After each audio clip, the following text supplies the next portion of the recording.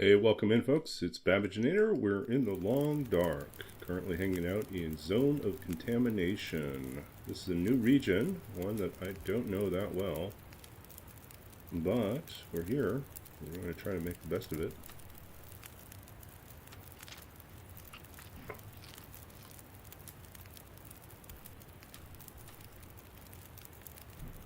think we'll go out and look for our the wolf that we shot, see if we can find him.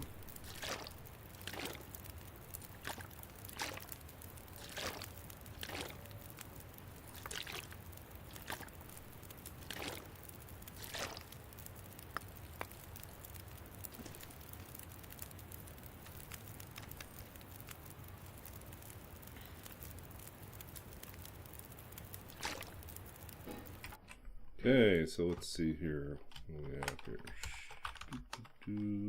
More about our challenge. Here we go. And a little bit about myself.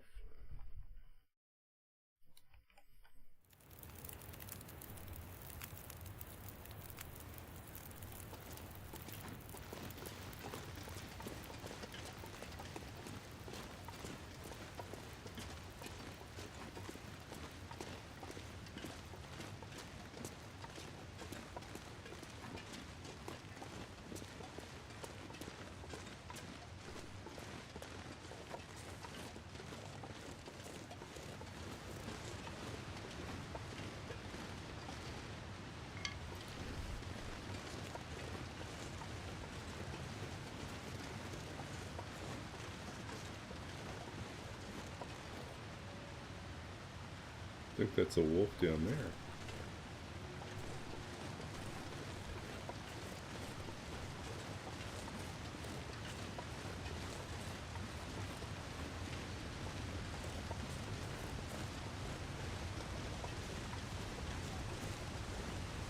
So I think we can goat down.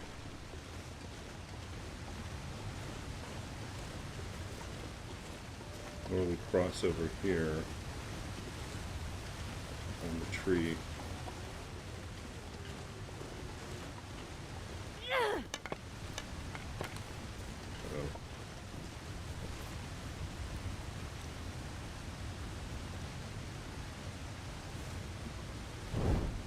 Should hold more torches. I thought I had more torches on me.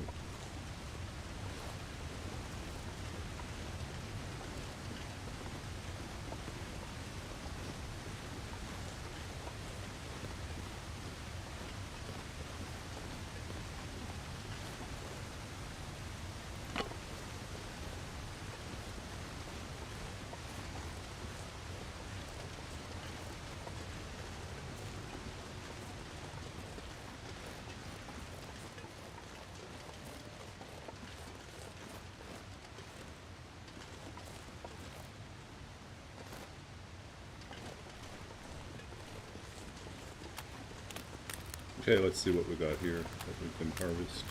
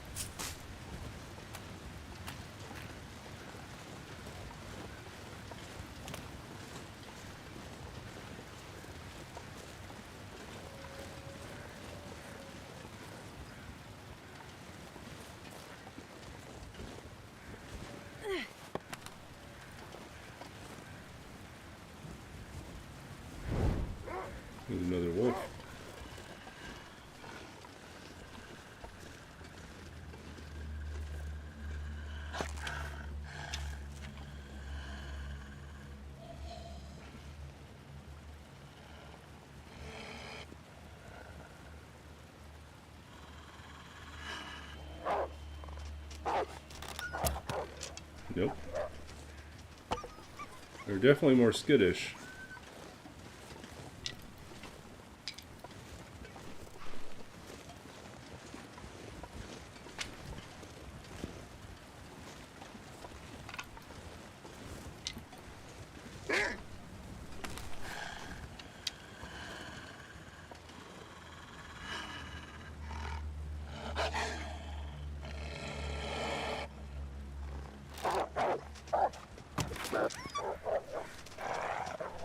Great. The other one ran away.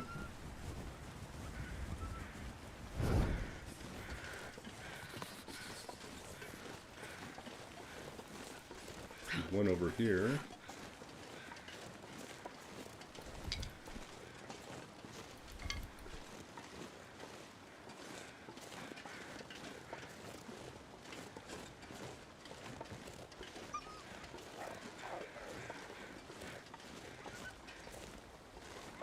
Yeah, go die already.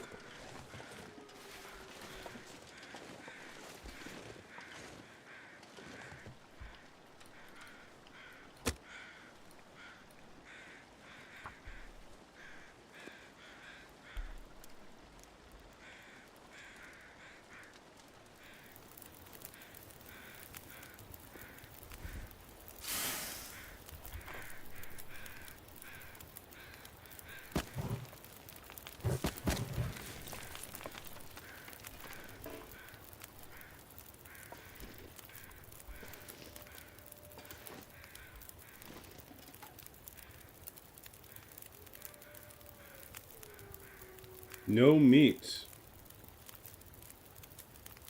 What a waste. I could eat a horse. He's starved, so there's no meat on him. What a waste. Okay. Well, we know we need new torches, but boy, what a waste. So we cannot expect to feed ourselves on wolf. They're just annoyances. That's really annoying.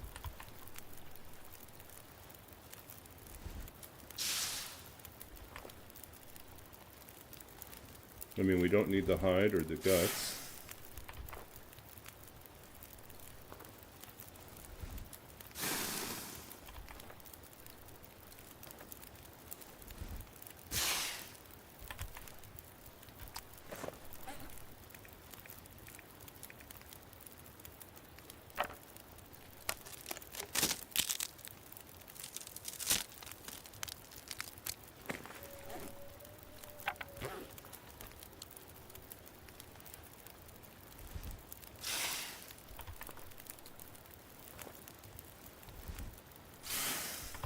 Okay, let's get out of here.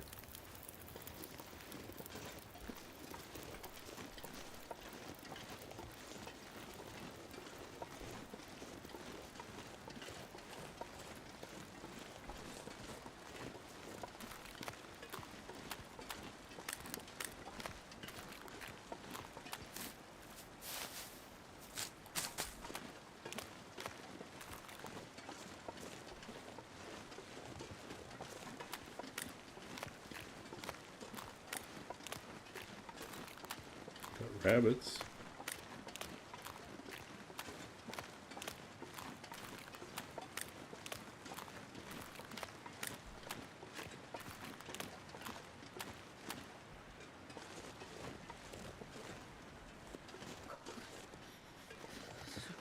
What's over here?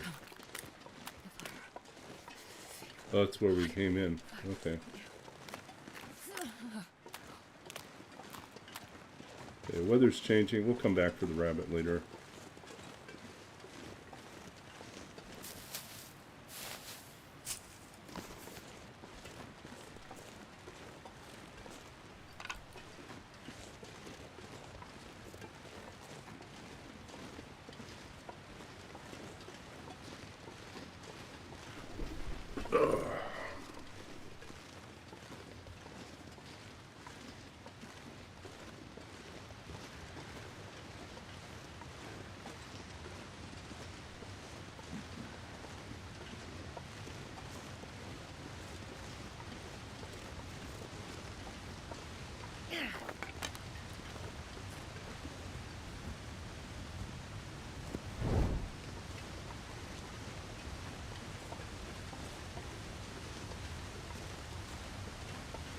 Did I say I hate being cold?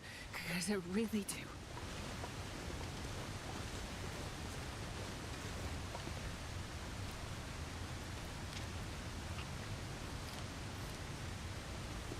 Food is going to be a problem.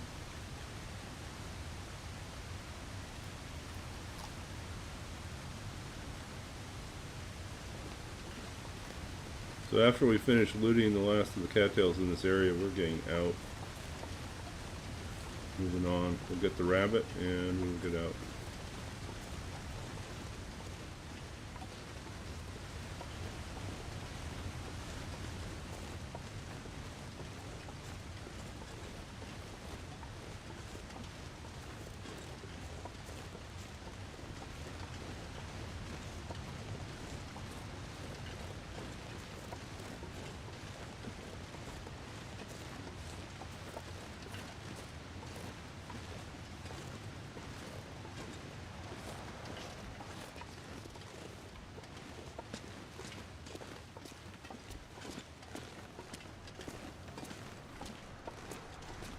Uh-oh. It's so cold.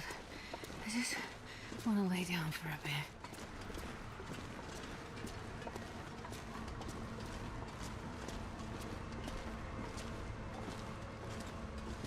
Oh, look at that. Our fire's still going.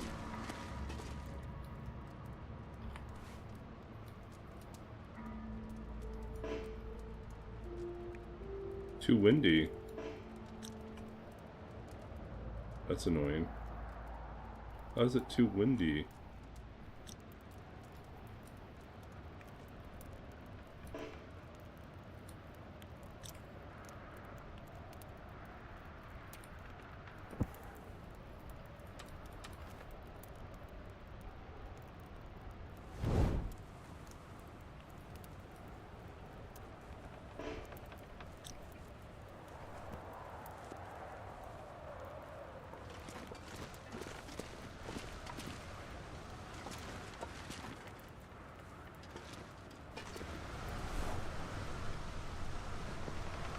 Well, that doesn't work.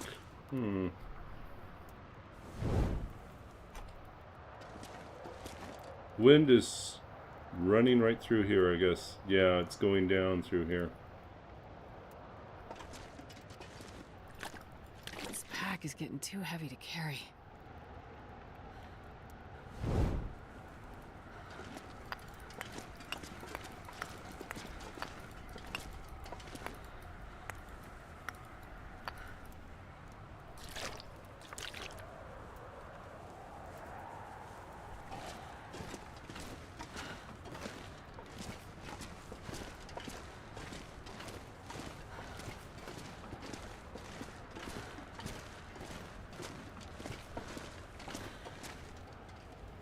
Can we build a fire here?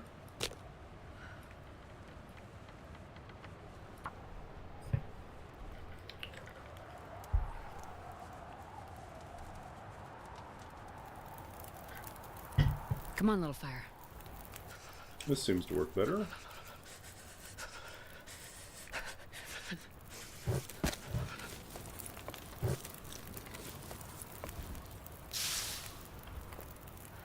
We're gonna need more firewood though.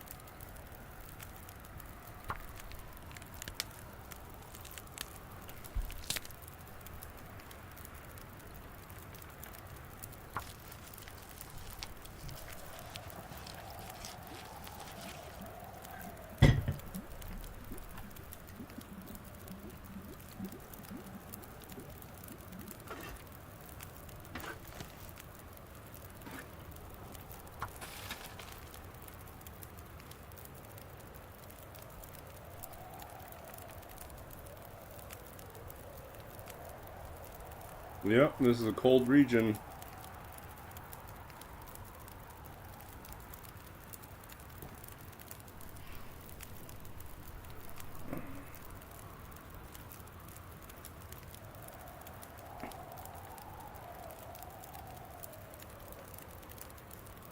I've never been so hungry in my life. Minus 15, yeah.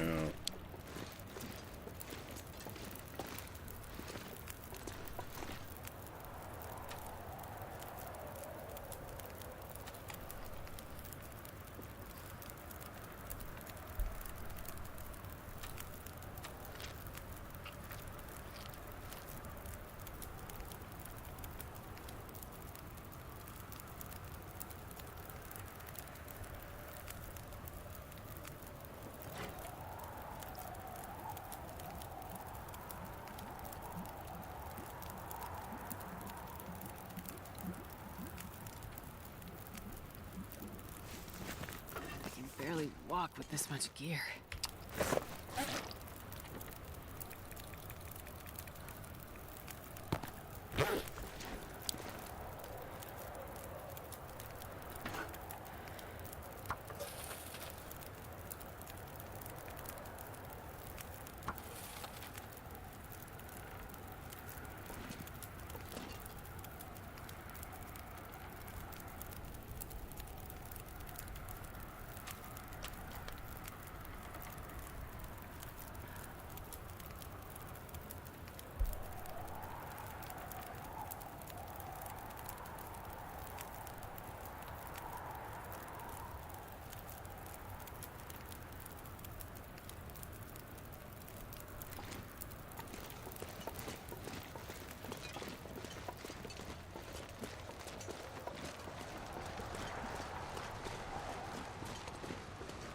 So cold out. That's a full blizzard, yeah. There's nothing we can do out there.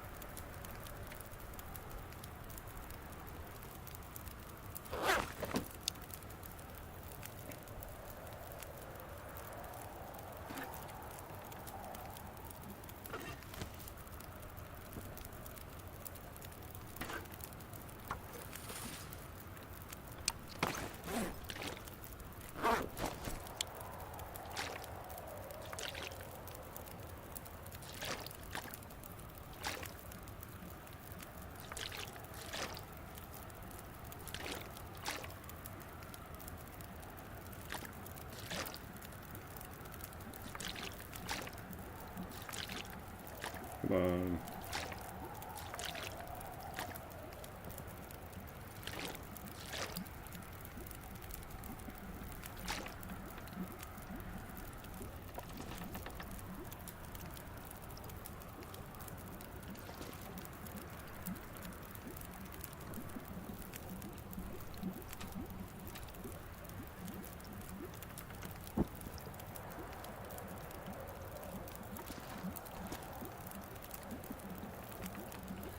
I think this is about the safest we can make the fire right now. But we really want to move someplace where that has the interior warmth. Which means we have to go looking for a better cave.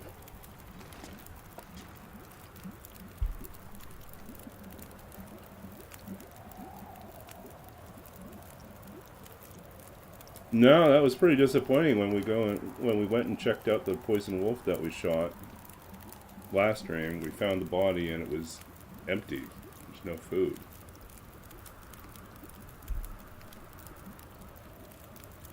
We are pretty scrawny, but I guess that's the point.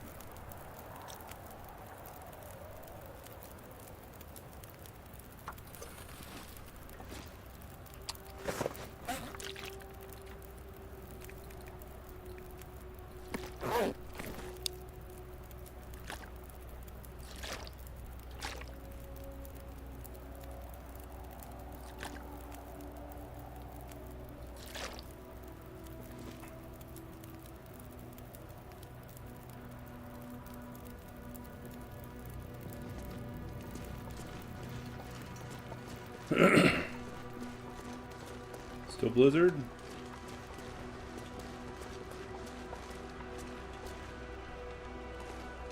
No, it's pretty violent out there, but it's not a blizzard. Or it is again.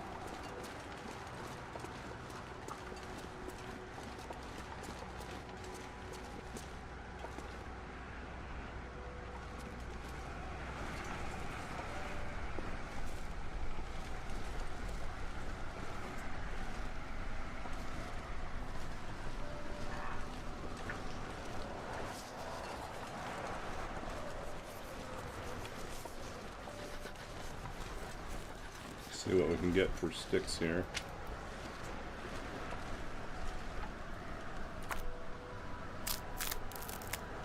Yeah, even breaking down one of these. Oh, what's this?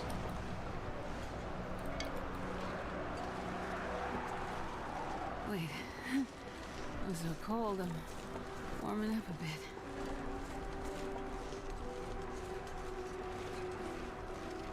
This is a pass of some sort. Okay. I could eat anything right now. We'll check that out later.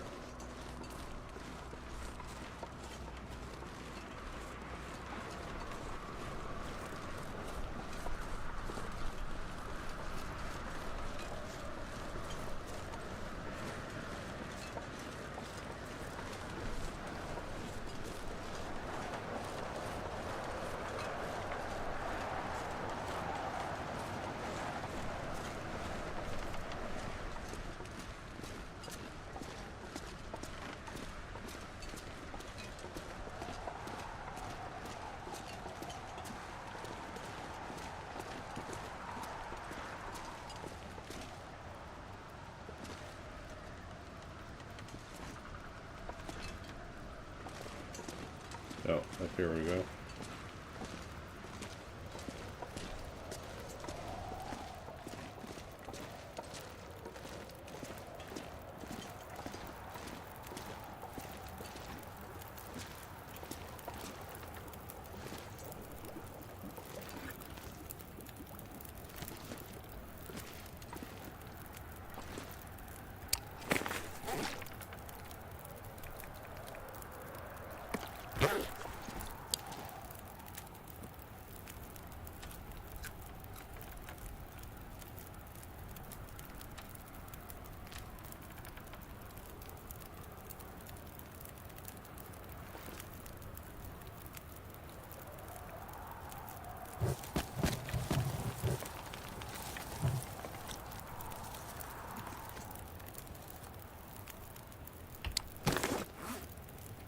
Okay, we can make more coffee. We're fine with tea, though.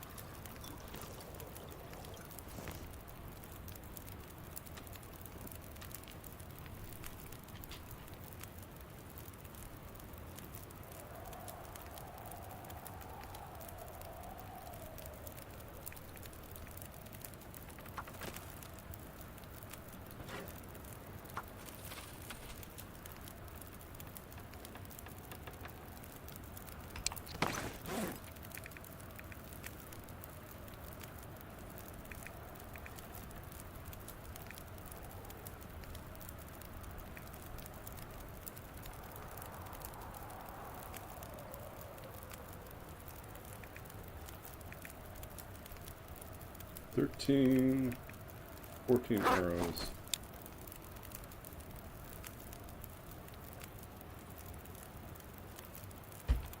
How many dead wolves do we have now?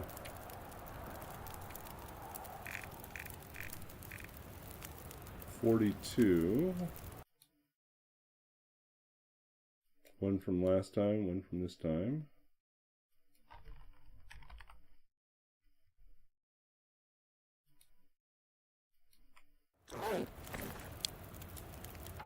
Oh, I just realized I have to switch out the mouse is dying here. We'll be back in a second.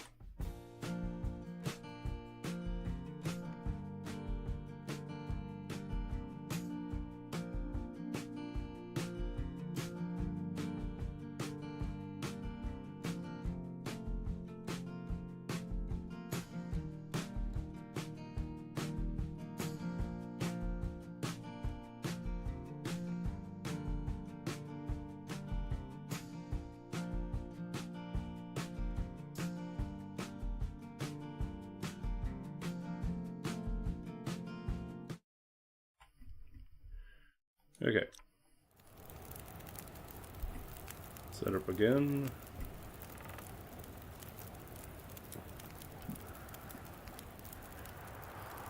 Oh, second day of school, and the new term is already finished. So as luck would have it, my Wednesday class is canceled for this week, so I have no more classes this week. I just have work.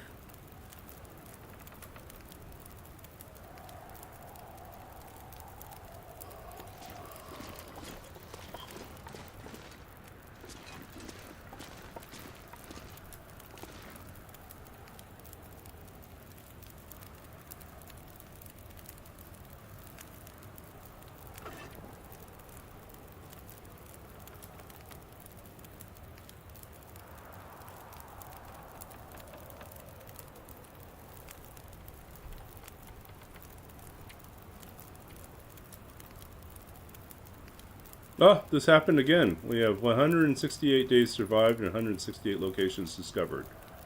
I can't remember when that happened last time, where we had the same days survived as locations discovered. We're at 62% of the world. Not bad. And really all that's left here is going to make it back to Transfer Pass. And then we're working our way out. Our last areas that we have not done are Bleak Inlet,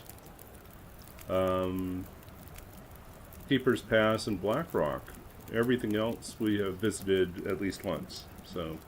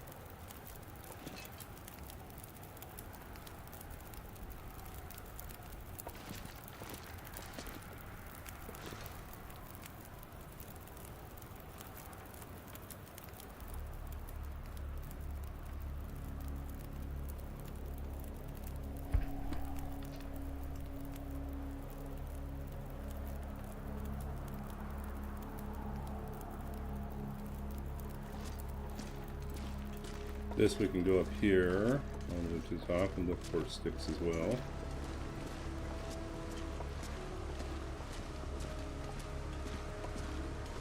Oh, all blizzard again.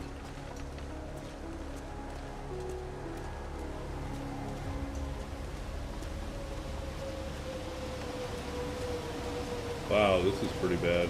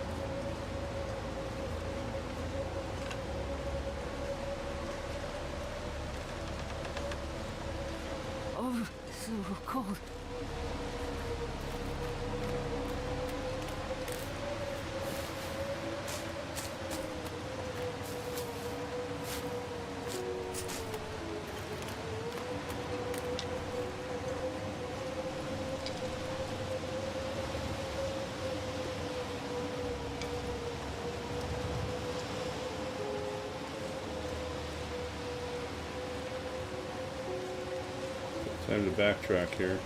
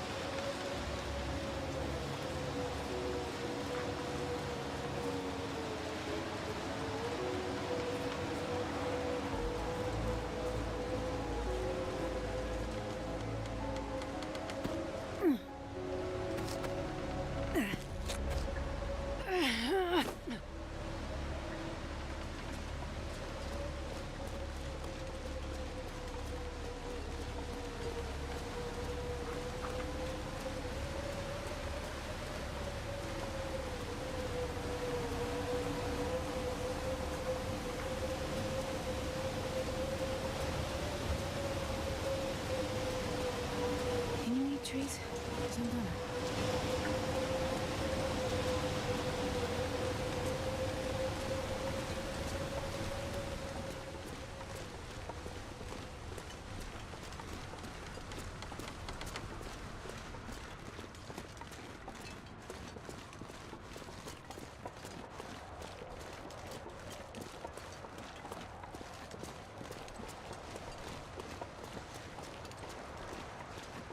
Uh-oh, did the fire go out?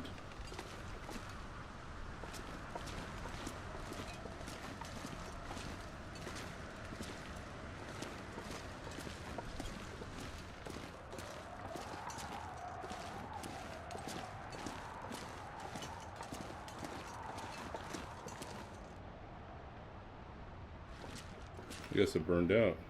Waited too long.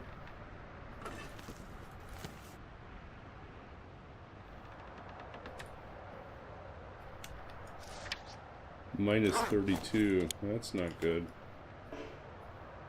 Oh, it's too windy again. I'm not gonna be able to carry this load for much longer.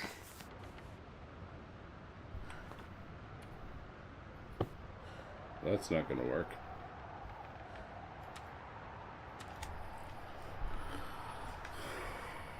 Where can we stay?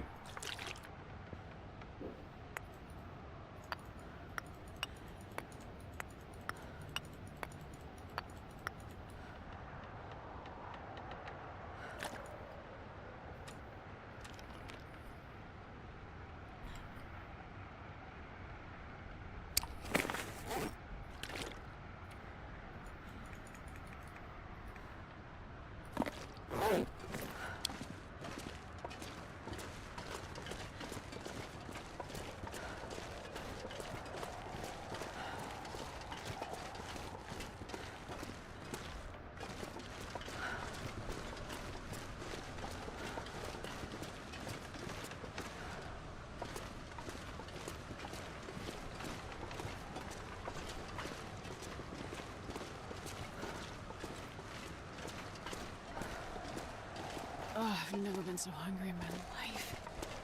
Oh, this is problem. This is a problem. If the, we won't be able to navigate in the blizzard. We're gonna need to find a spot somewhere that's still sheltered enough for us to keep the fire going.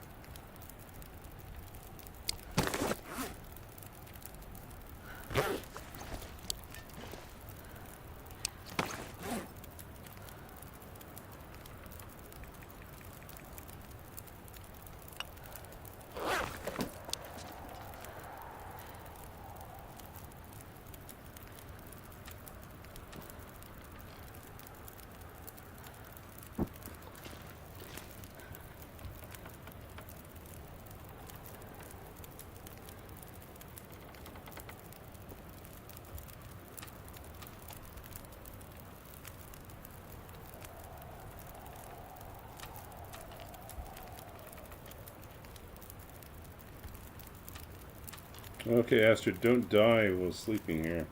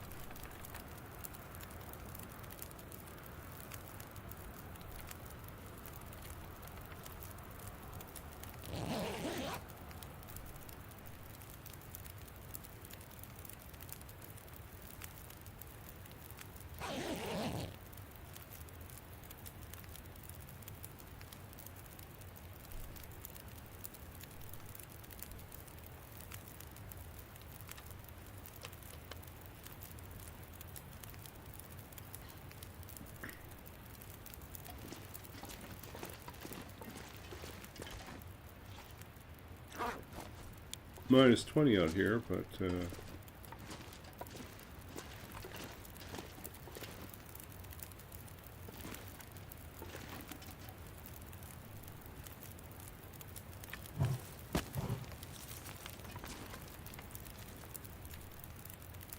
just do a couple hours at a time.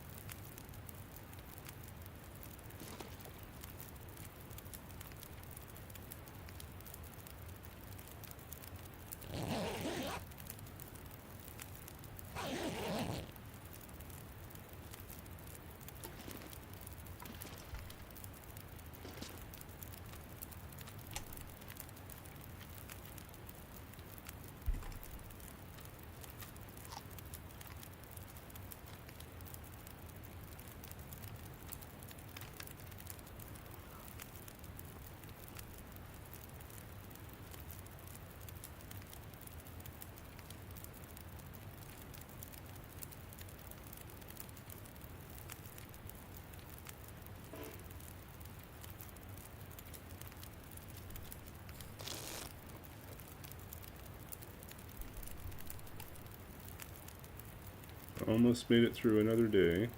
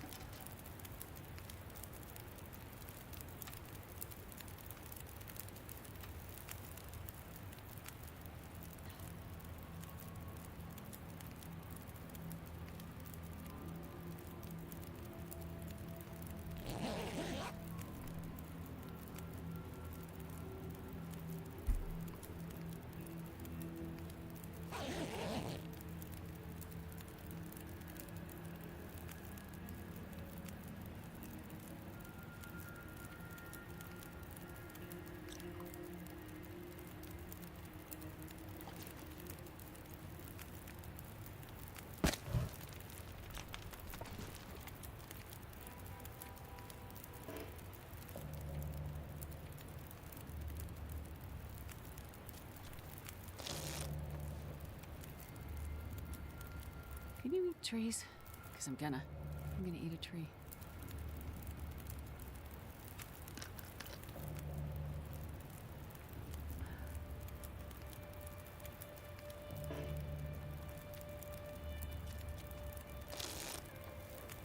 What do you know? Looks like I survived another night. Yeah, no kidding, Astrid. It was kind of a tough one.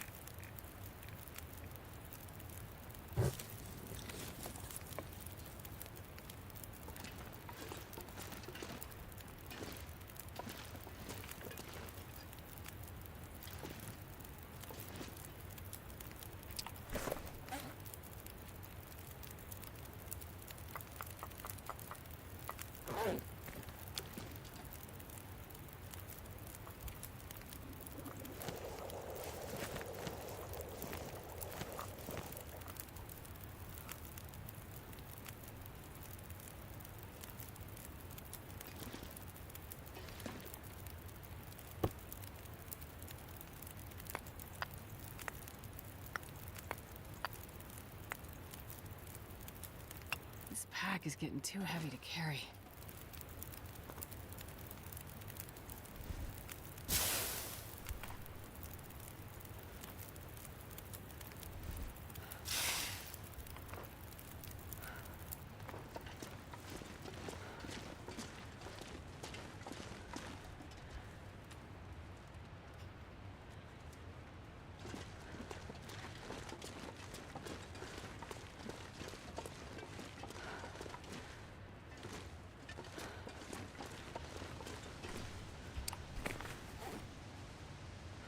Left.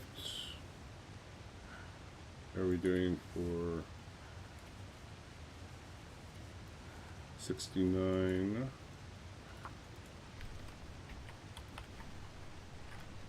3 days, 17 days left.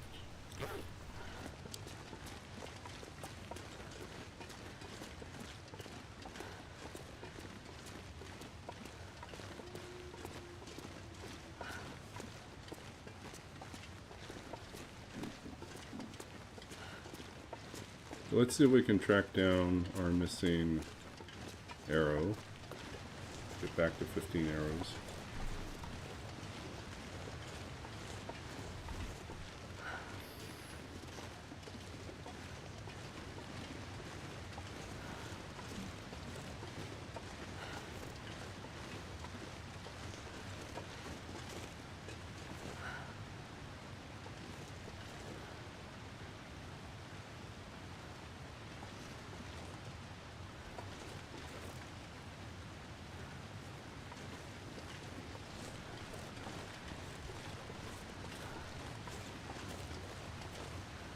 Okay, we're going to do a quick look up here.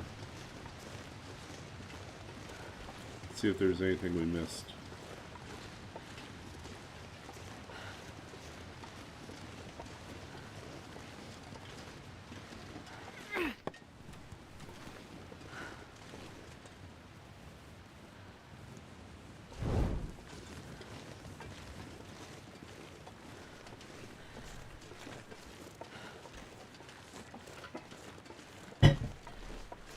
Okay, let's see.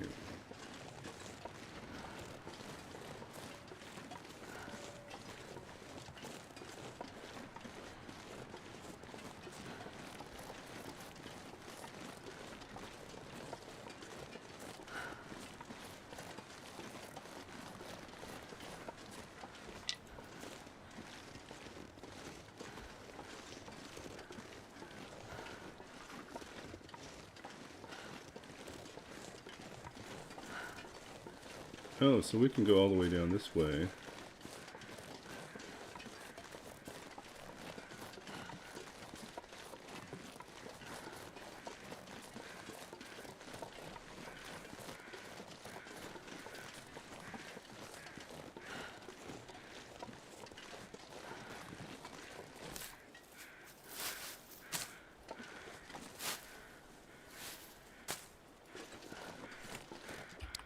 Grabbed everything right? Yeah, we did.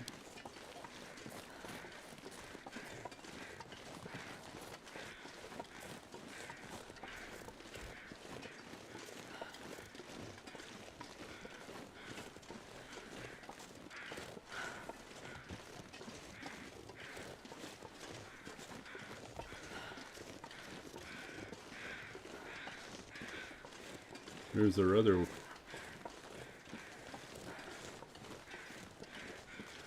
our arrow back.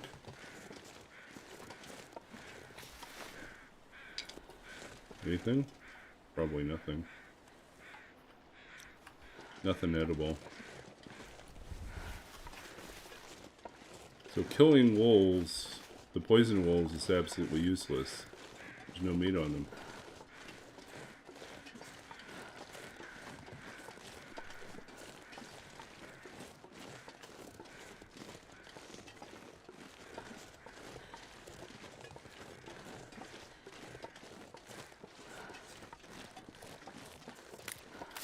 But we've made it safer, so there's that.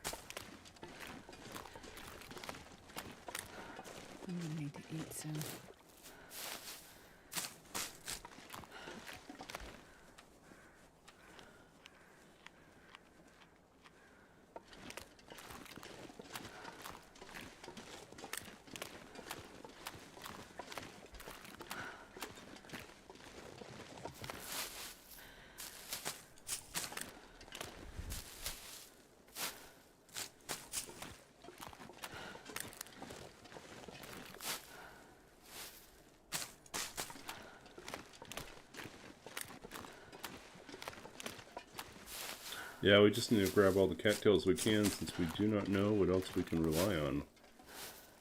Poison wolves are now officially off the menu since there is no meat on them.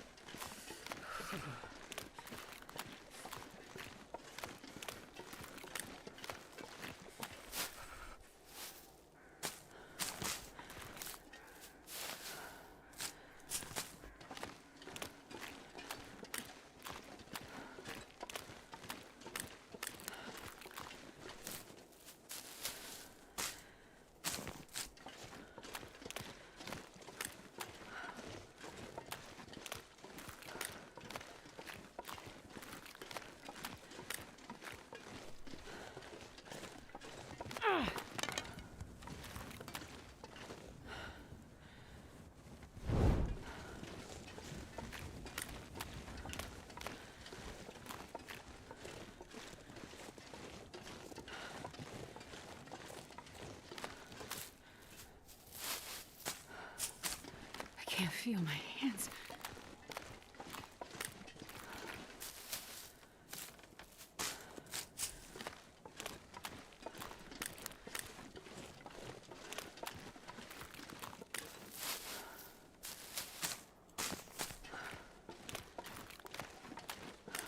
I'm starving.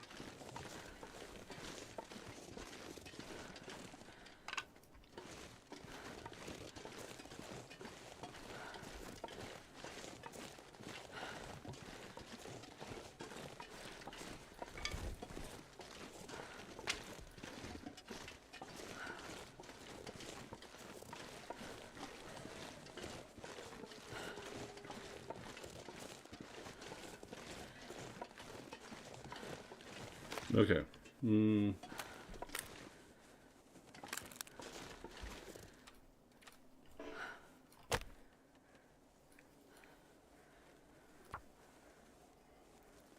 Oh, let's warm up some teas and head on up.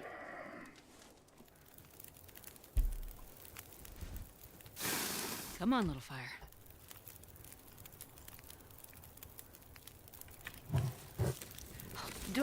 If I don't warm up soon.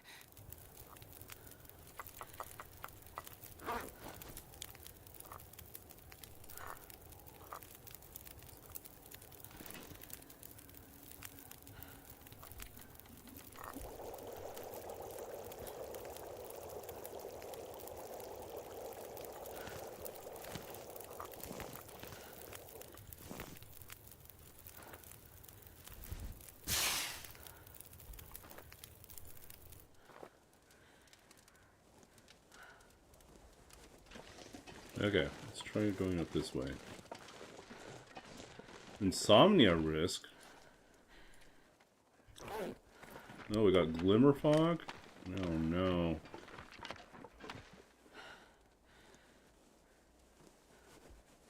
Should we sleep inside the cave? Insomnia risk is not a big thing, but visibility is a problem.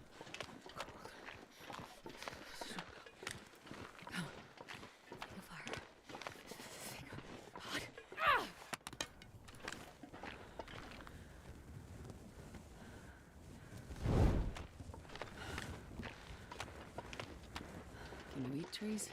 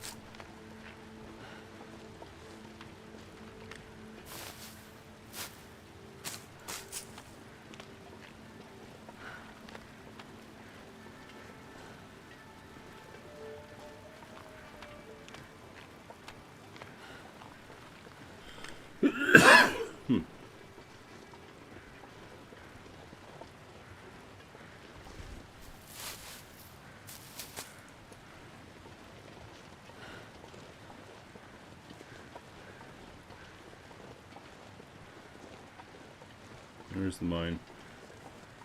There's the rabbit.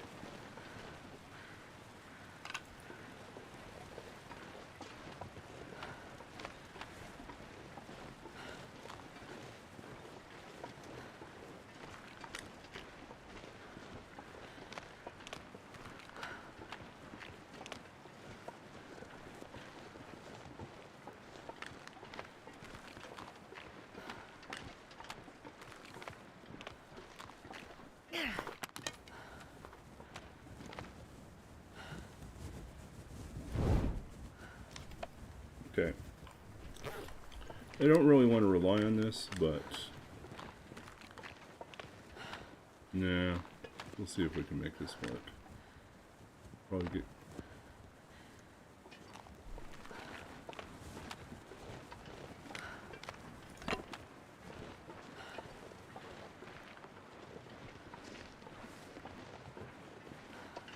Yeah, we're gonna have insomnia issues.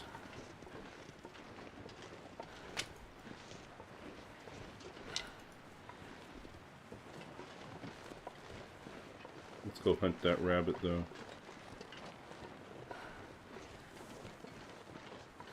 I'm gonna need to eat soon.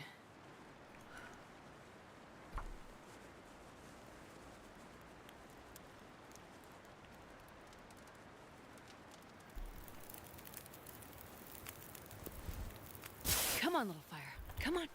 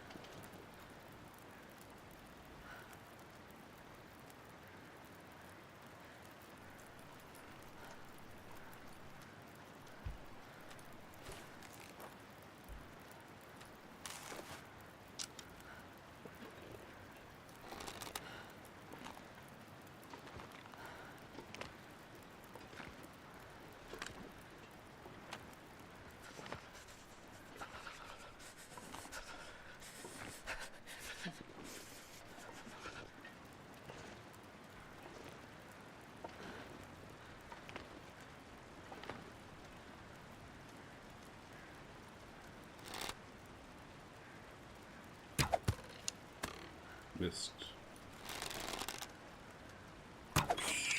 There we go.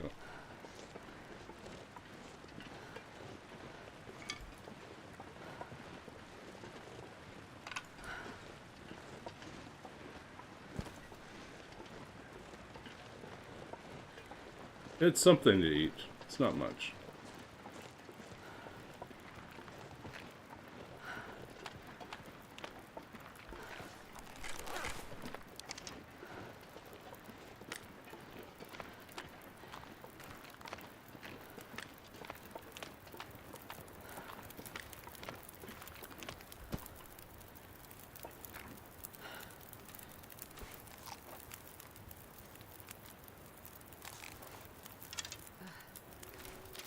Is making my head feel thick.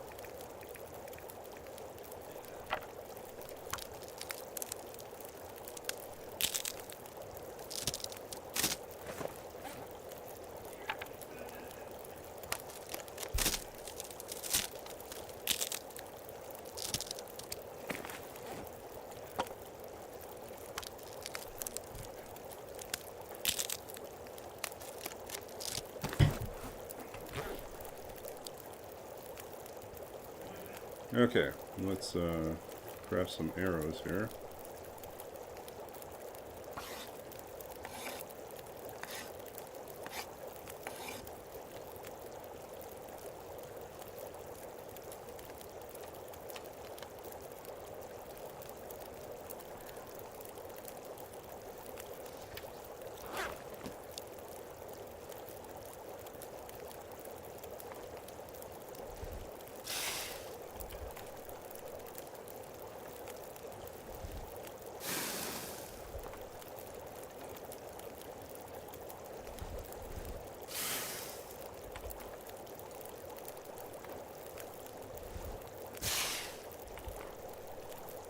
I can barely walk with this much gear.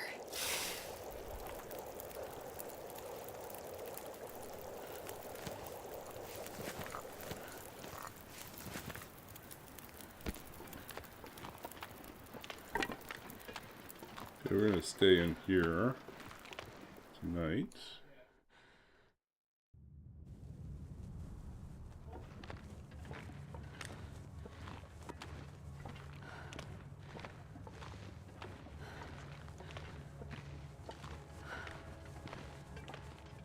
Gonna try to get back to some sort of rocky surface. Not water, not ice.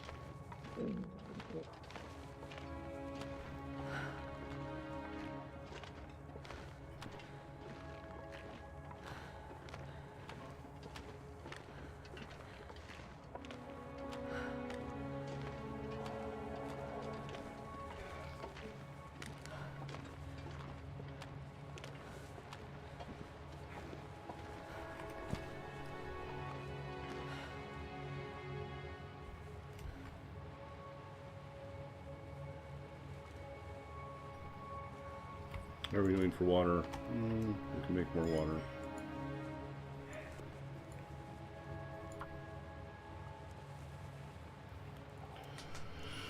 Actually, I don't know if we can. I don't want to use up all our coal right away.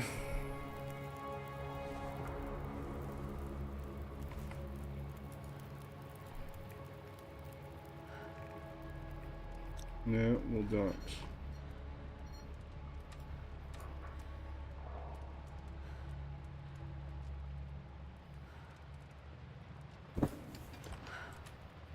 Figure out where we can put it.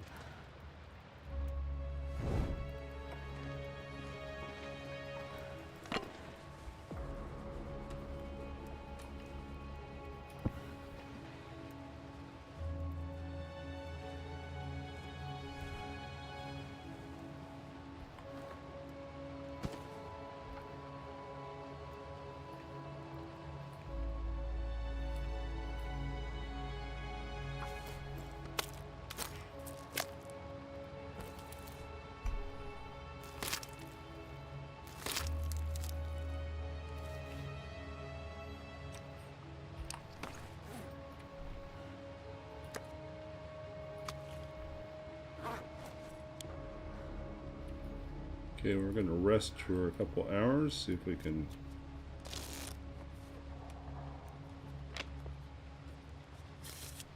reduce our insomnia risk.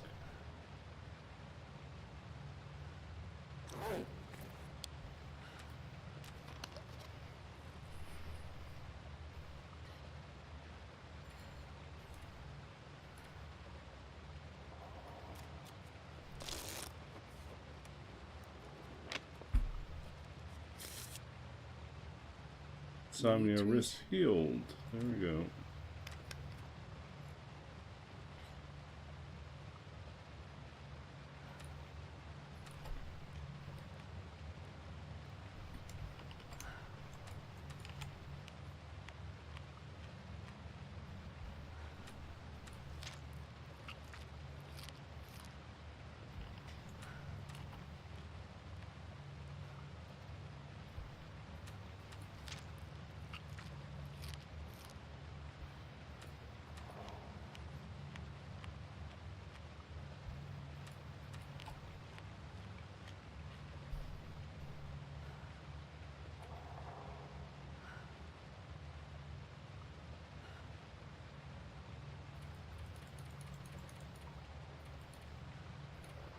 Okay, 10 hours.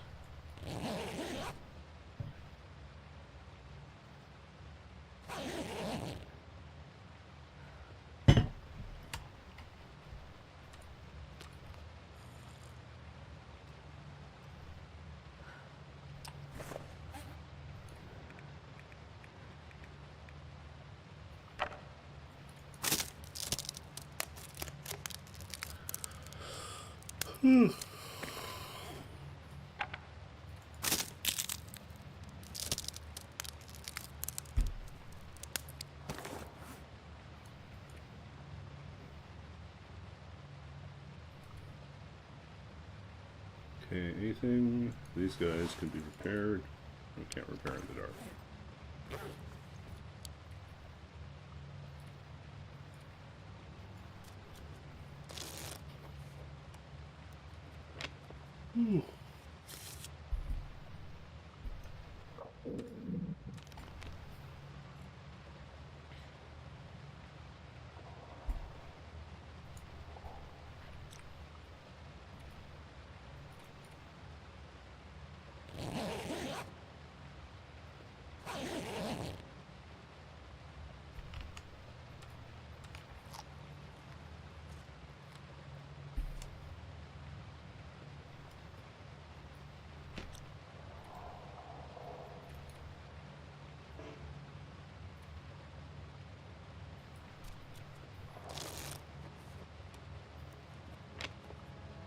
Let's see. So I think I can confidently say we've exhausted everything, the resources in this area. We're going to have to move on. We got all the cattails, we shot the bunny, killed the wolves.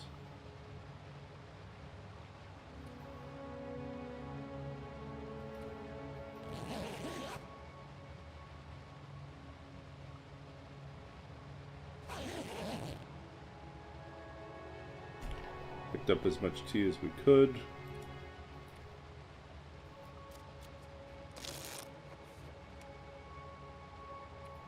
Can you eat trees? Because I'm gonna eat a tree.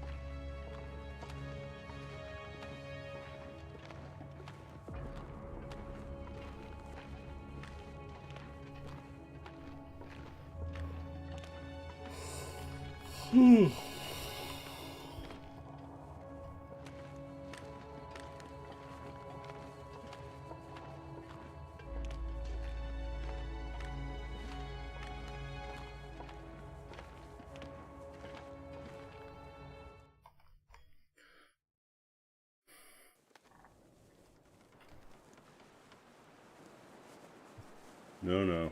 More insomnia risk.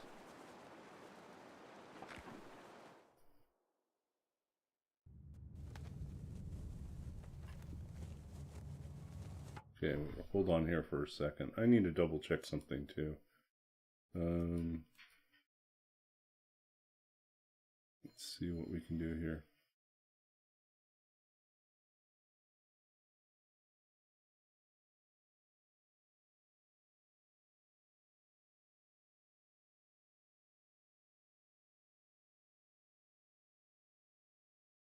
Okay.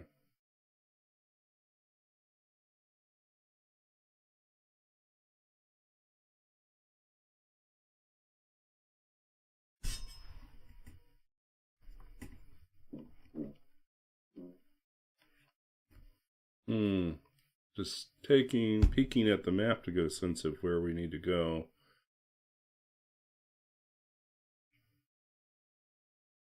I think we're going to head towards the railroad tracks. puts us closer to transfer pass.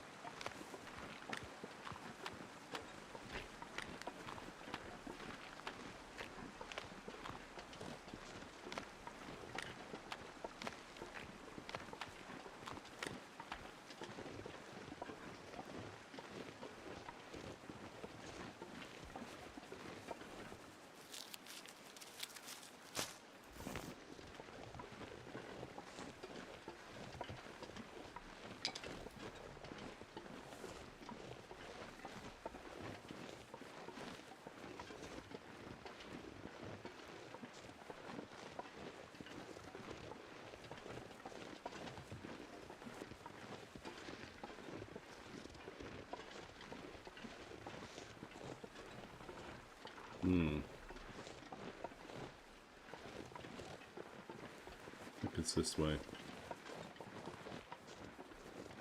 No visibility makes this hard, but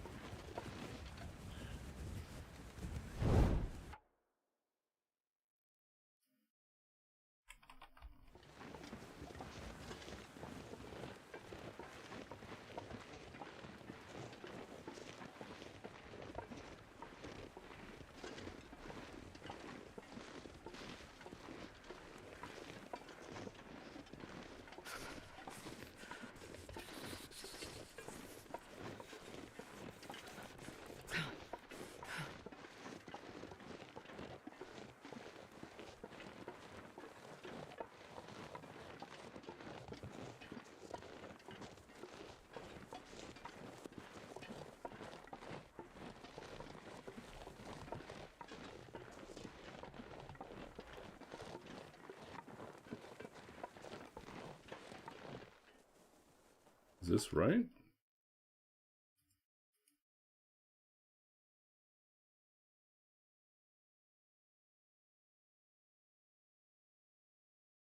I feel like this is wrong.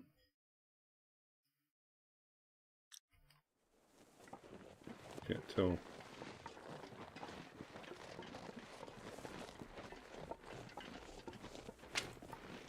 We need more sticks, so we'll take them, but I'm not going to be able to carry this load for much longer.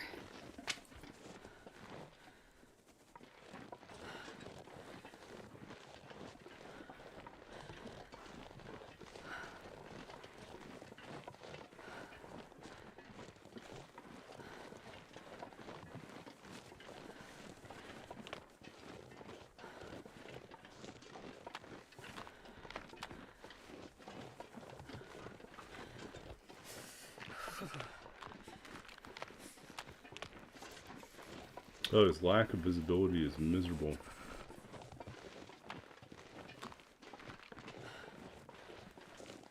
Yeah, we've done a big loop.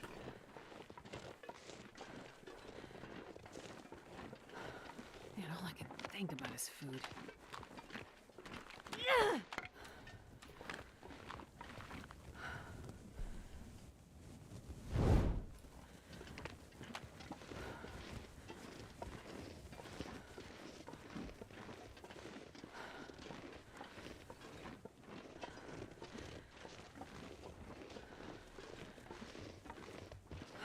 Starting to feel numb.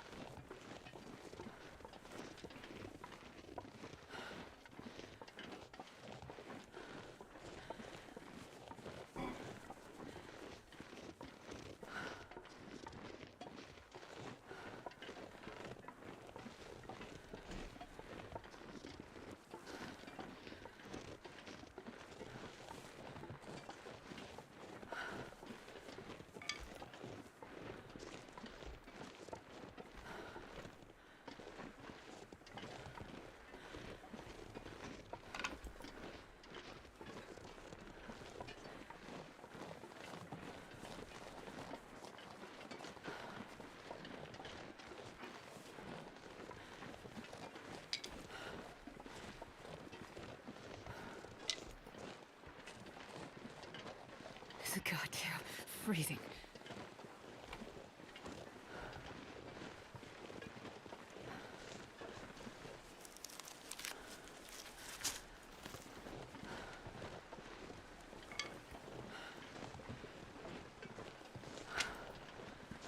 I could eat anything right now.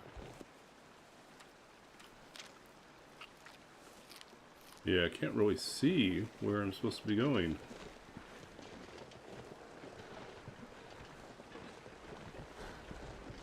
Okay, that's spooky.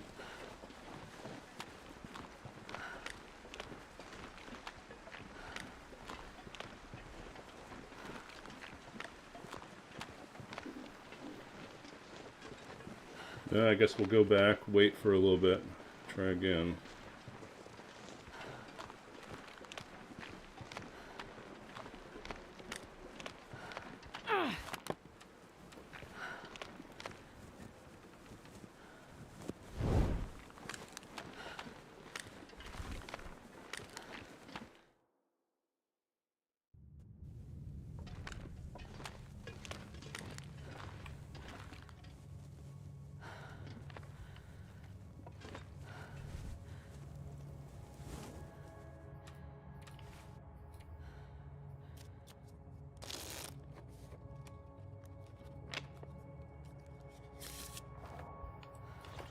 Oh, I'm starving.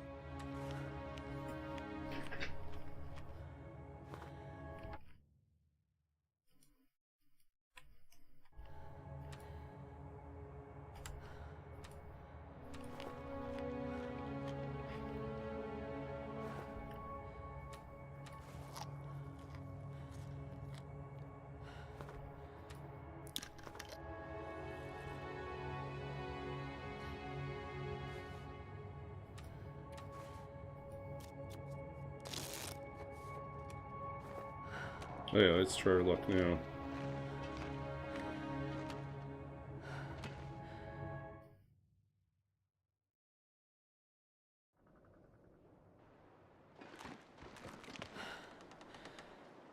No, this is not good.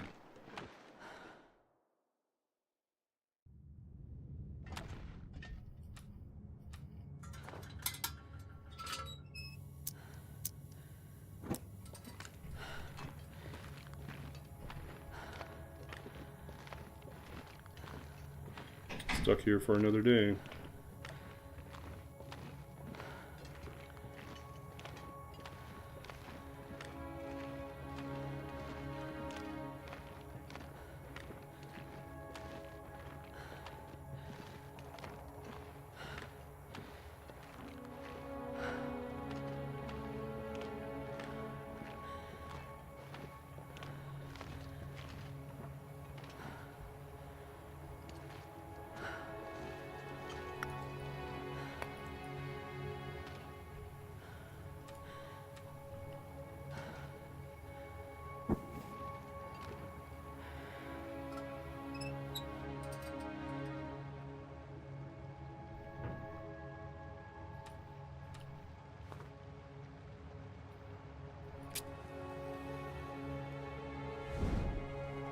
Okay, we need more water, so let's go ahead and do that.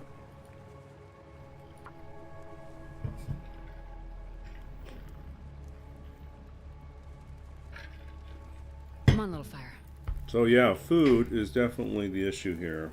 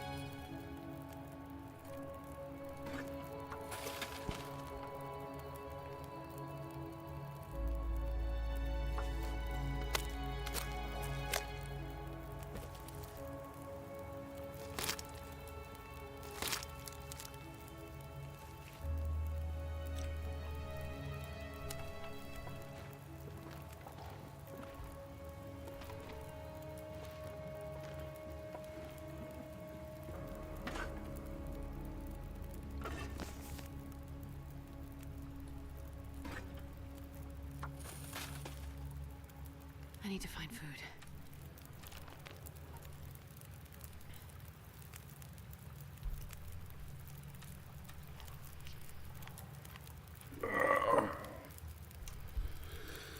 I need a day without glimmer fog. I can actually see where I'm going.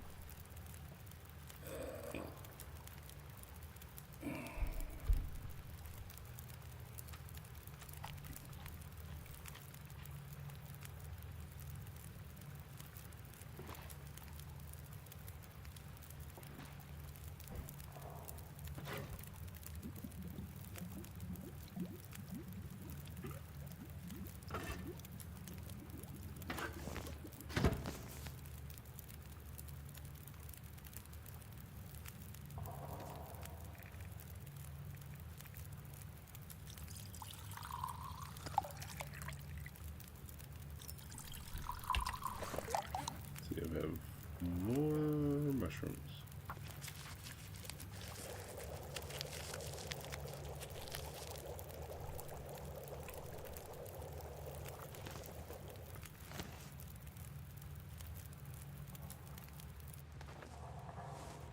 This pack is getting too heavy to carry.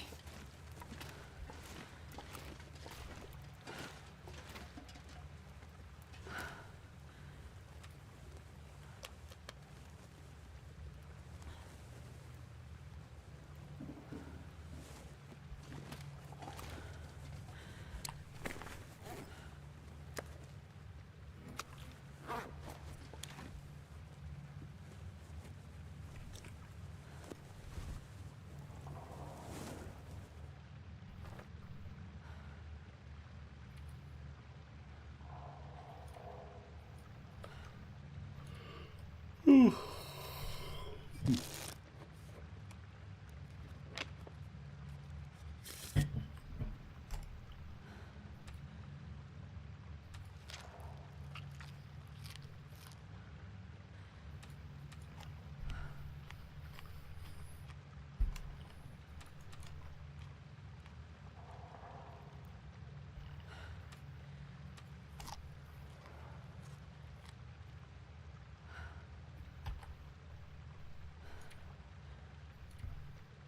170.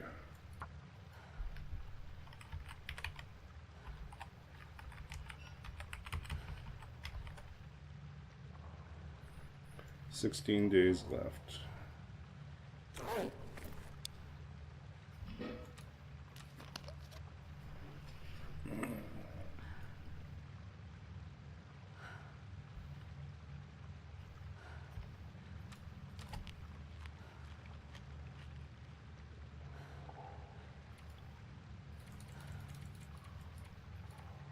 Hey Nifo, we're on day 170. We are 16 days left in the zone of contamination.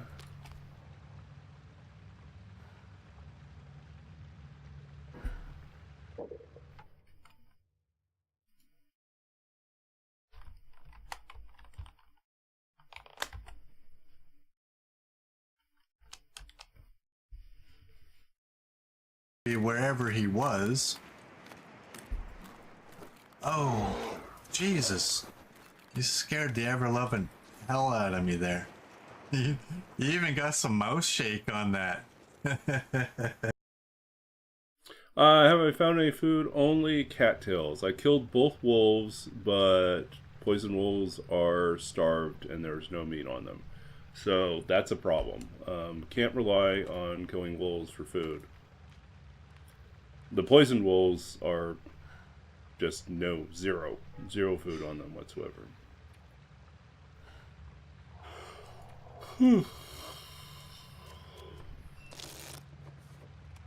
So yeah, cattails and teas. And we've been primarily focused on there's like a little pond area here around the, what is it, Unwavering Waterfall? Something like that. Unwavering Falls.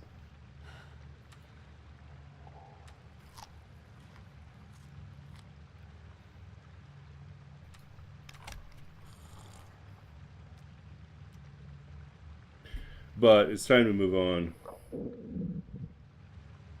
Yeah, if there was just a little bit more food, it would be worth staying here. The glimmer fog, though, is kind of putting a damper on things. I've had to retreat to the transition cave because I don't want to burn through all my fuel.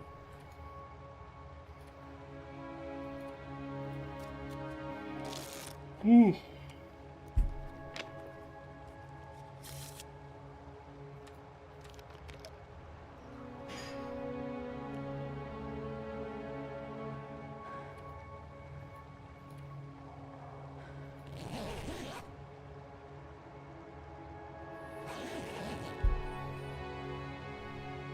Have you explored this area pretty well, Nifo? Have you already been through most of the region? This is my first visit, so I'm still, like, getting my bearings.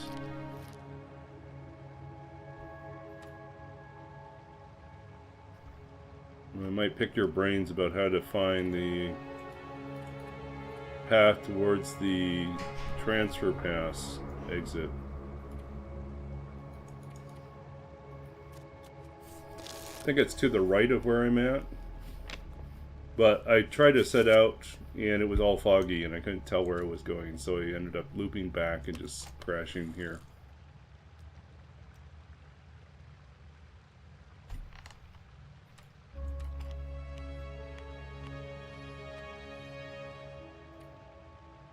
I can barely walk with this much gear.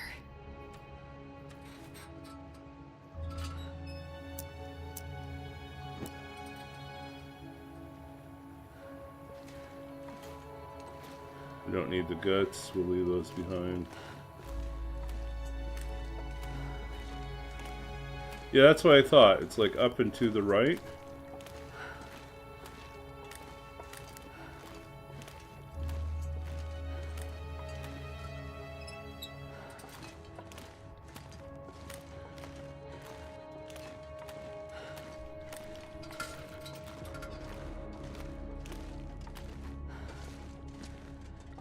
What, you found a deer here?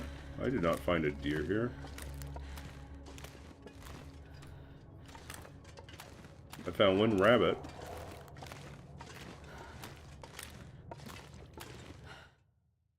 Rabbit was not very filling.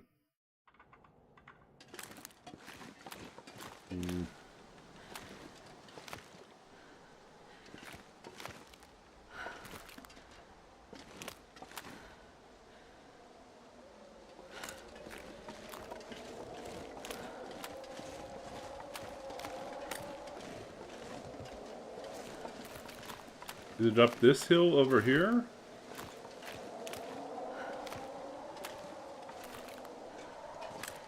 We're gonna wait another hour. It's really cold right now.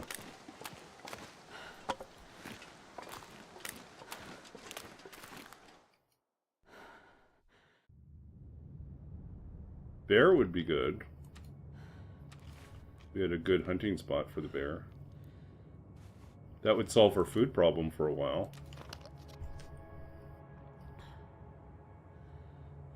We can't keep eating cattails. It's not going to work.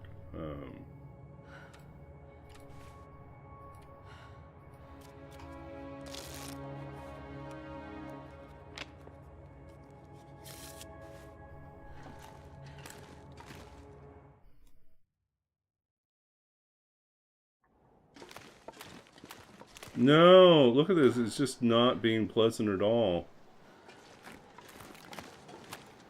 I'm starving.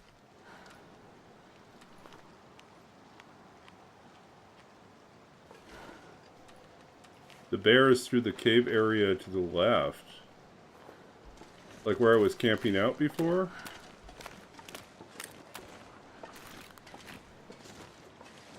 Not up here, but I mean... Where'd it go? Like over by the waterfall?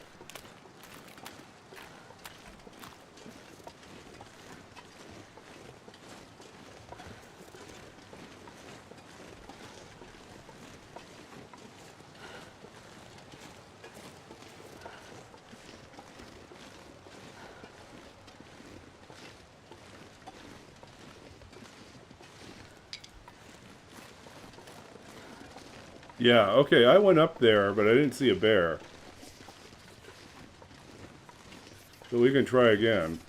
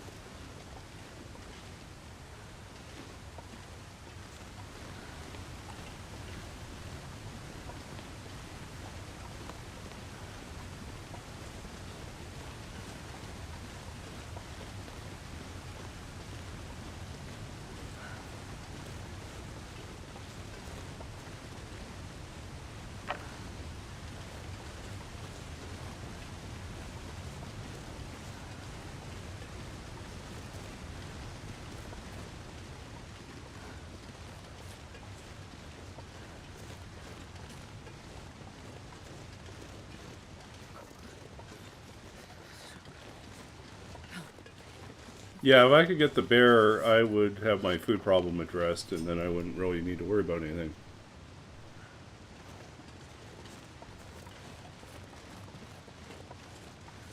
In fact, we'd be partway to our second bear coat.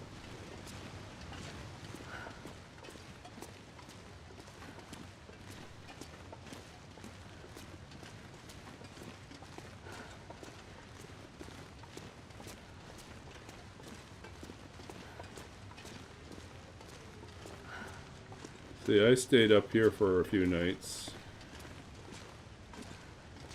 I need to find some place to escape this cold.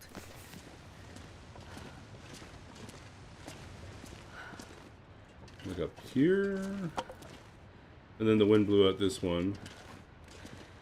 Then I tried camping over here. This worked for a while. Until the wind blew this one out. And then I camped over here, and this seemed to work okay. But it still cost a lot of fuel because there was a full-blown blizzard going outside. I was like, you know what, I'm not going to do this indefinitely.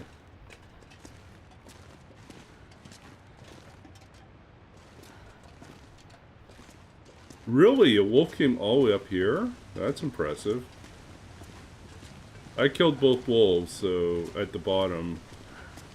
I have not run into anything up here.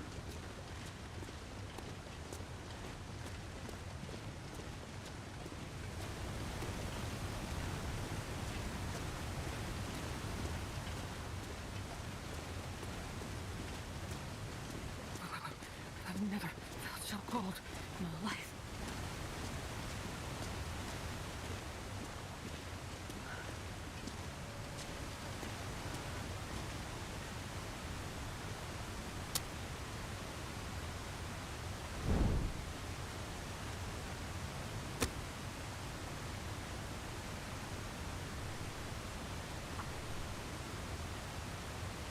At night, you got attacked. Or approached. Come on, little fire. Eat anything right about now.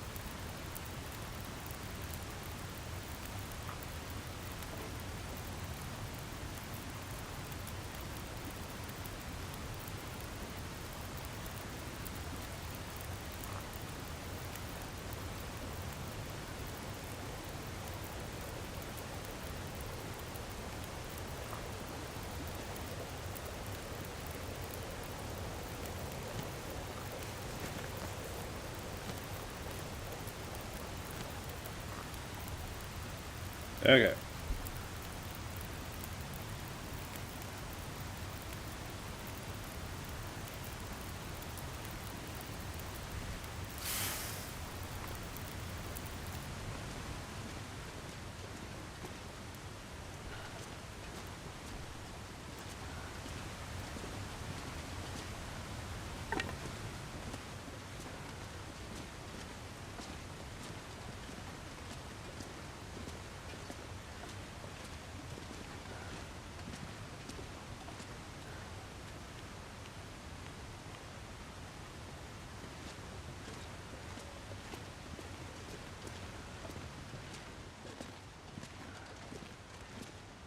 Okay.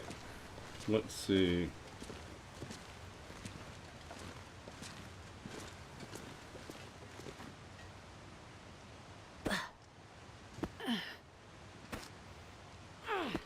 Ooh.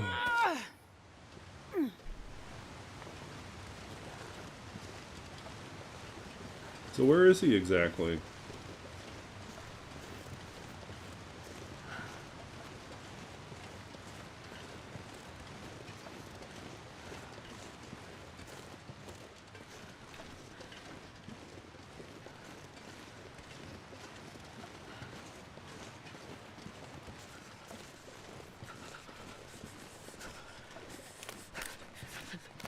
Okay, no missing cattails.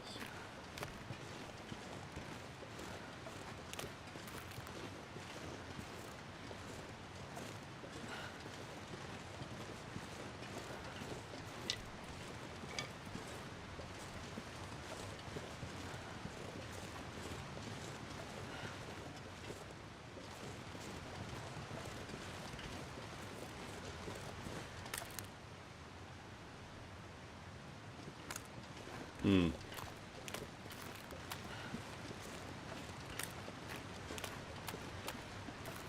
You think it's up the hill to the bear?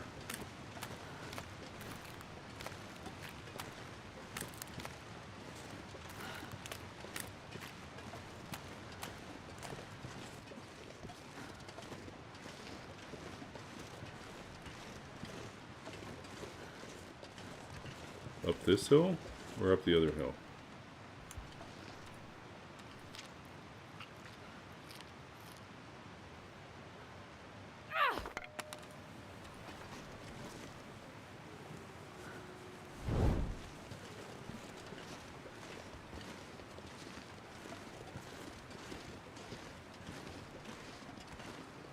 This doesn't go anywhere. Okay.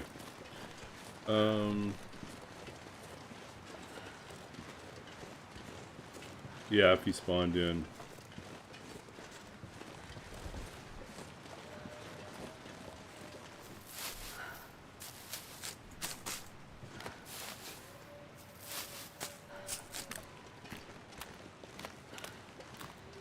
Nope, more cattails.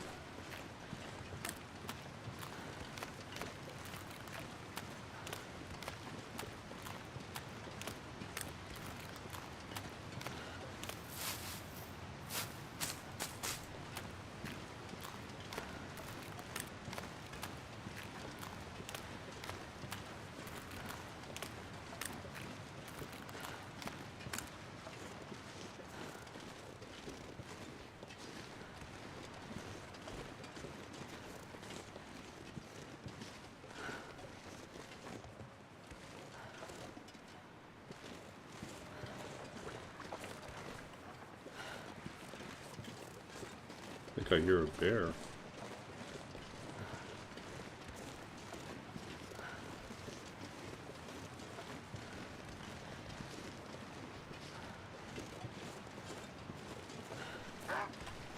Oh, wolf.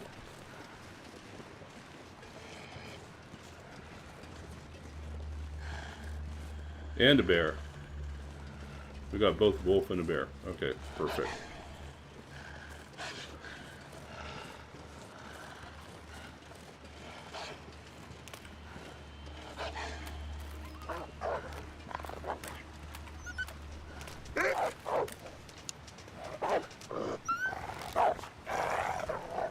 Go away.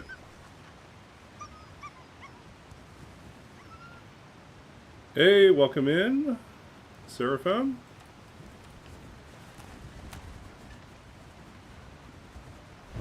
We are going to do some bear hunting, I think. Actually, I think we're going to have to deal with this wolf first, and then we'll do some bear hunting.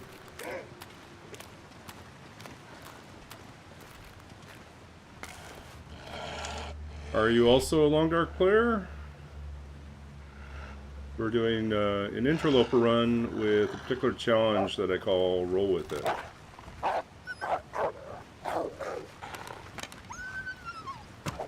Yeah, that was a waste. I should have took the shot earlier, and then I just panicked. Not panicked, just exasperated shot. Shouldn't have shot that. Okay. It's gonna come back. It will come back.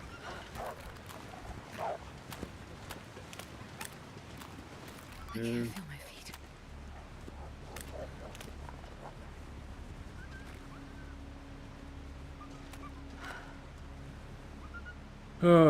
I've had no chance to really survey this area to see where I would do a bear hunt. We know the bear's here. We just got a lot of company right now. I need to find food.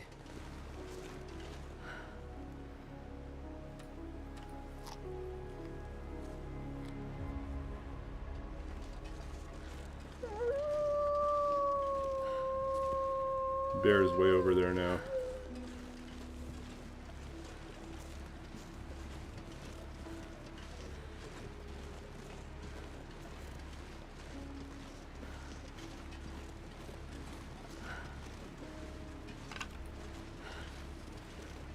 Where's he headed?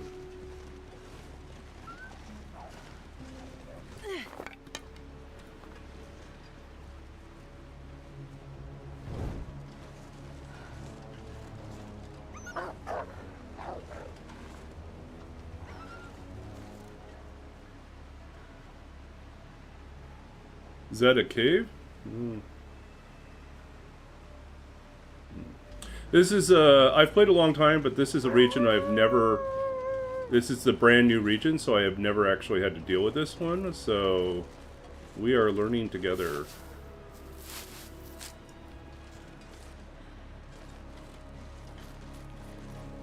Okay. Oh, look at that contamination over there. We don't want to go over there.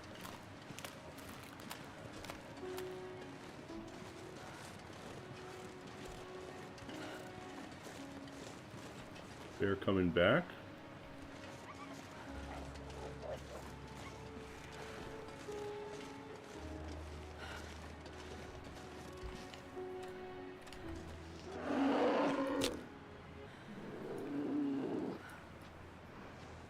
Come on, start a fire.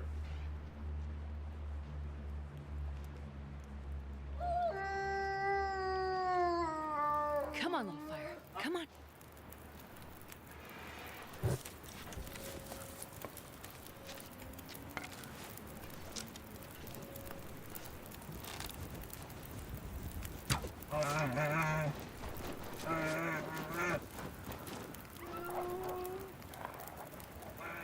I think it was a hit. Good hit.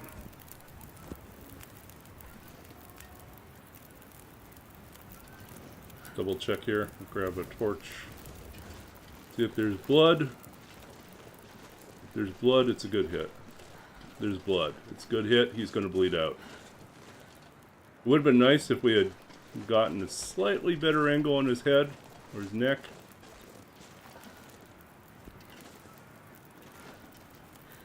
Okay. So now the other thing we want to deal with is we want to deal with those pesky wolves. I could eat anything right now. You could eat a whole bear. That's what we could eat.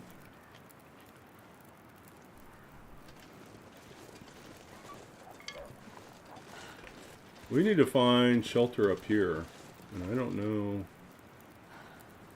where we're going to find shelter.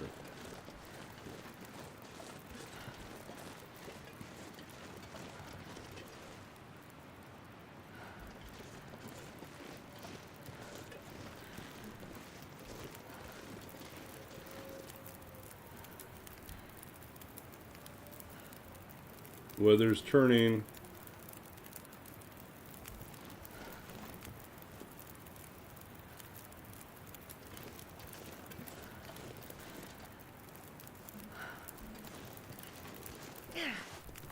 Okay, let's grab some more torches and get out of here.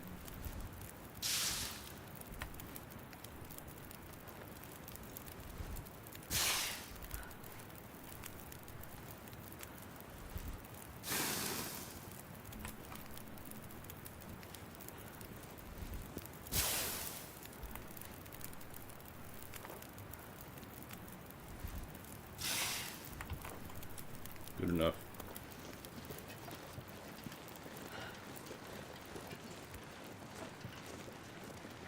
Grab some cattails from over here, and then we'll work our way back.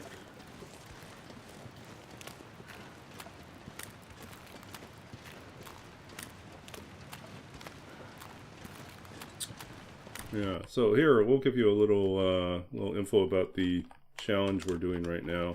I'm doing a challenge which I call Roll With It, and basically what it is it's interloper, but every time we enter a new region, we have to roll a die. It tells us how long we're going to stay. And then after day 50, it gets even longer. And every 50 days after that, the transition zones, the smaller regions, their length increases as well. So yeah, and then we have to visit every single region. So that's the current challenge we're doing. And if you want to know a little bit more about me, I'm a Canadian streamer based in Vancouver, BC at the moment, and I'm a former computer games programmer, but I'm also a writer, a published author of 2 books of poetry, and currently back in school doing a Master's of Library Science.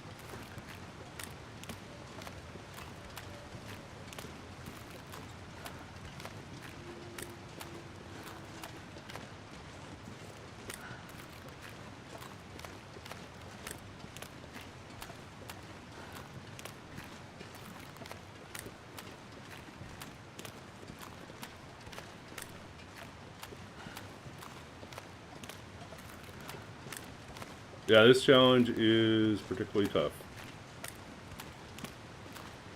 Not for the faint-hearted.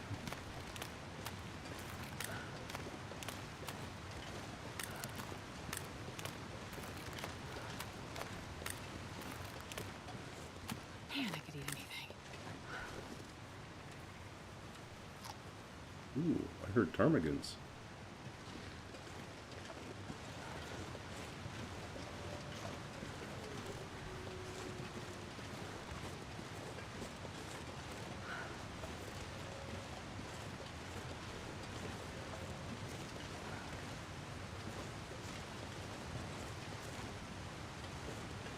Not certain where they are, but I heard them.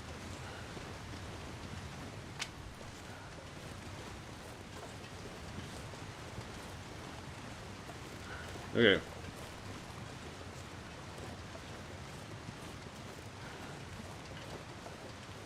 I'm going to climb back down into safety over here.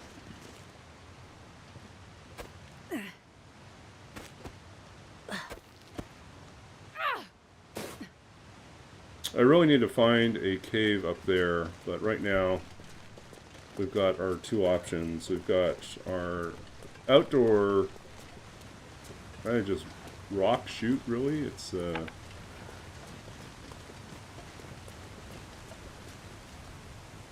this, when there's no wind, is almost tolerable, but if the blizzard is raging, then it's not good at all.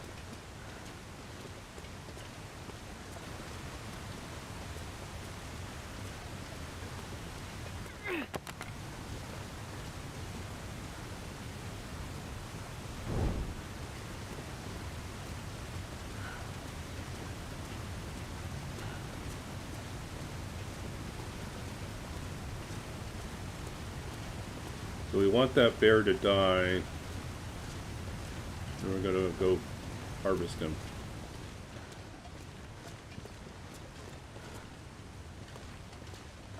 Okay, where did I put up? Yeah.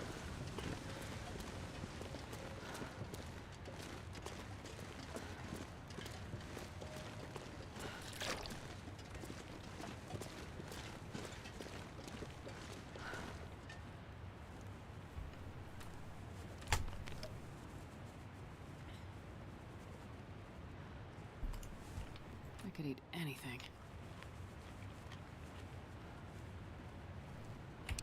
Okay, so what's our situation right now? 375. Make more tea. We could do more repairs. We only have 8 sticks, 12. Coal.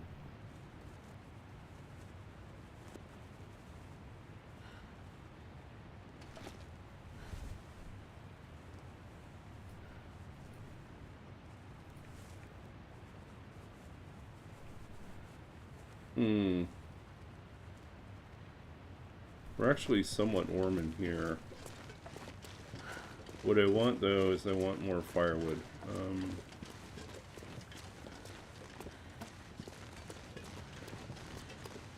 I'm gonna go out here.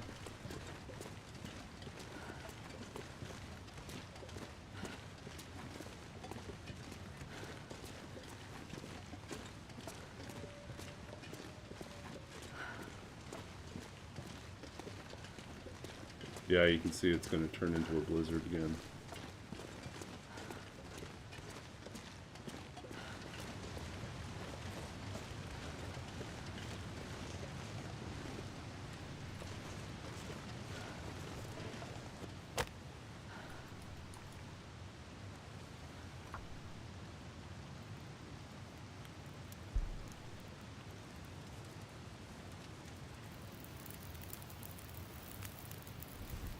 Come on, little fire.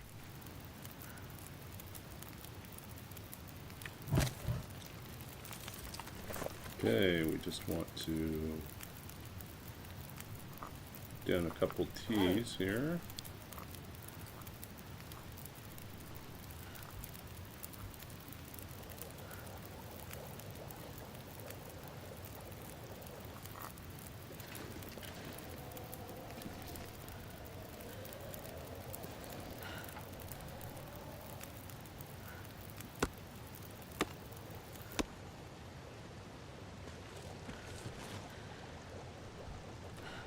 I think we'll get this lit.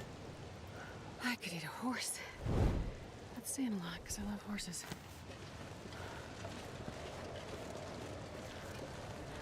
I don't believe we pulled that off. Usually I get the benefits of the tea, but the fire will have gone out. But I was able this time to grab use the embers to light the torch and keep the fire going, so. Anyways, we're camping out here overnight because we have a bear that's bleeding out and we don't want to go inside a cave with a load screen. Oh, that's what I hate. There are gaps in here, and so, like, it's not perfect. Okay, so this is the one that's too close to the entrance. Yeah, we're in zone of contamination.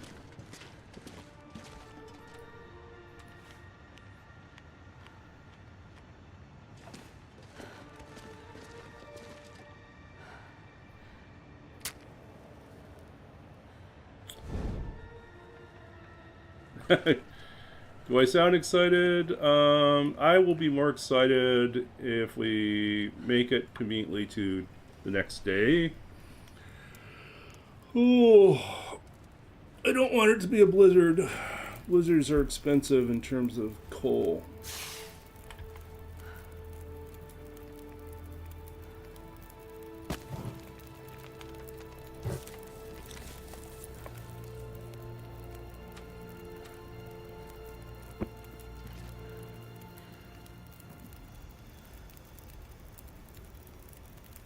Yeah, I know. I rolled a 20 in airfield and rolled a 20 in zone of contamination. That's how lucky I am. Yeah.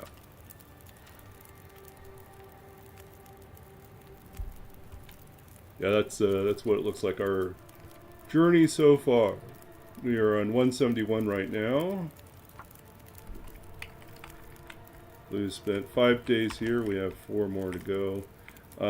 We have 15 more to go. Yeah. So, I mean, like, if you look over our journey so far, for the first 50 days, we're rolling D10s, 1 to 10, and HRV, where we spawned, we rolled a 9. So it's like, but it was rough at the beginning, but we were able to get everything we needed. We were very lucky with what we found, and we were able to get to Milton, and then we rolled 3 in the climb down between Milton and Mystery Lake, which is a pretty long time to spend.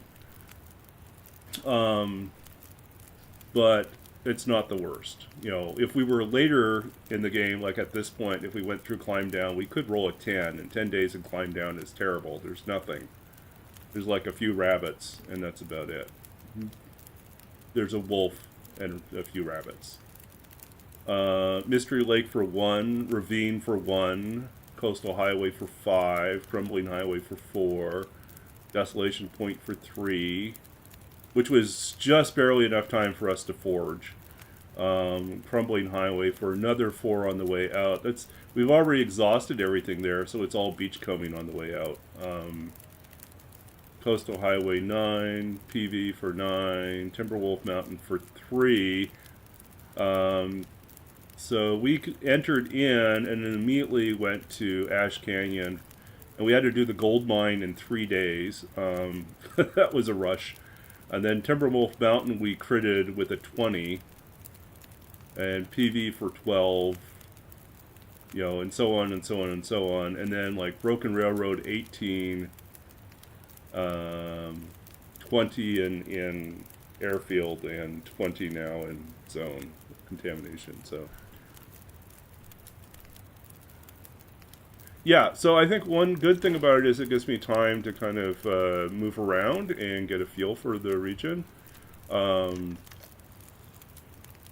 But it is a little stressful because this region is somewhat food poor and has a number of areas that are just plain dangerous. So, like, hazardous to your health just by walking around in them. So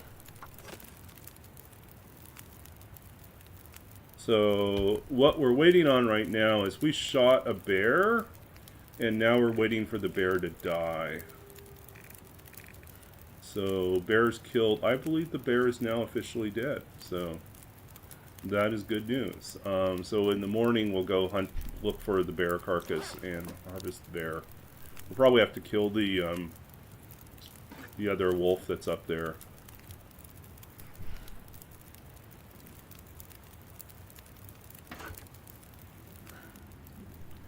But with the bear, we will be set.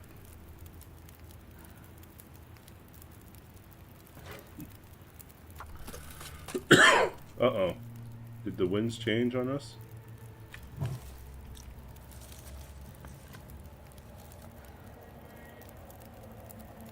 Yep, the winds change on us. I could eat a horse. Okay, so, unfortunately, this is not going to work. But the bear is dead, so we can go hide in the other spot.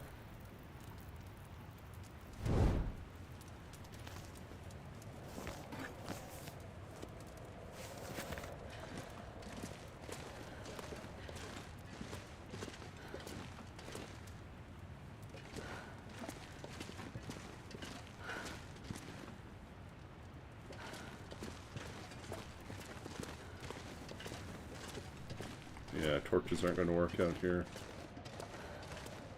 Hopefully we still have enough light to navigate.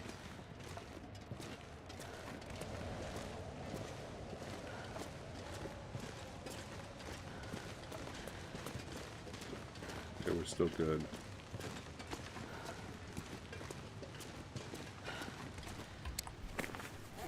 Okay, I think it would just make our life a little bit easier.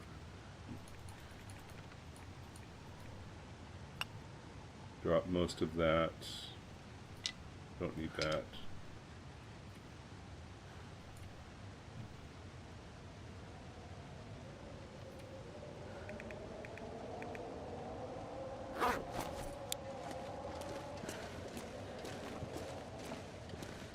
Nope, just got dark.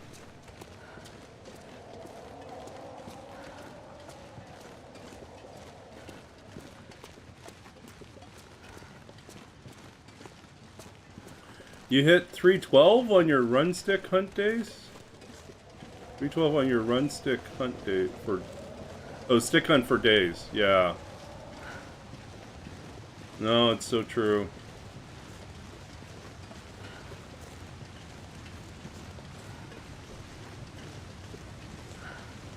Food and fuel become scarce. Okay. So we've got one other place that we can stay. That's where we're gonna go. Because I deliberately chose to count this transition cave as part of this region, so we're going to use this as our backup shelter.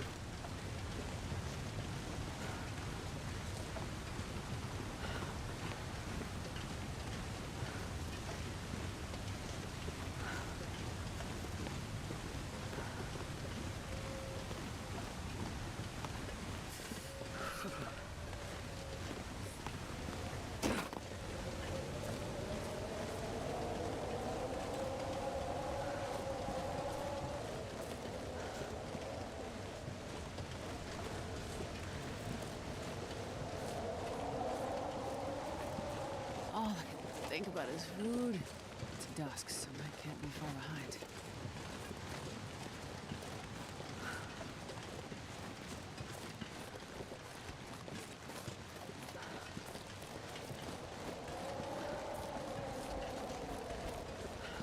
Oh, really? Okay. No, I haven't gotten to the mine area yet. I'm a little nervous about it since I don't have access to... Well, so like... The thing with the mine is it's reliant on you getting the equipment so that you can navigate through it. Otherwise you're going to take damage, a lot of damage.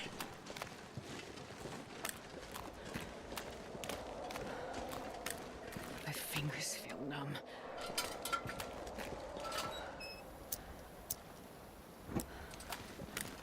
But, yeah, we've got 20 days here. Well, we've got 15 days left. Soon to be 14. So, yeah, I'm counting this cave as part of zone of contamination, since we didn't use it when we were in the airfield. But I'm trying not to rely on this place because I really would prefer to be camping and staying in zone of contamination proper. This is a little bit of, I don't know, I won't call it a cheat, it's just less than ideal. I would prefer to be solidly in zone where I'm staying. But sometimes you gotta make do.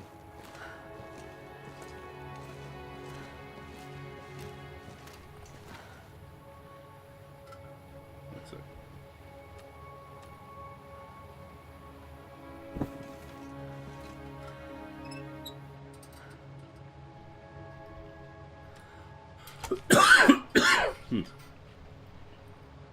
But I'm excited because, and it looks like this is going to be next stream because it's close to our wrap-up time.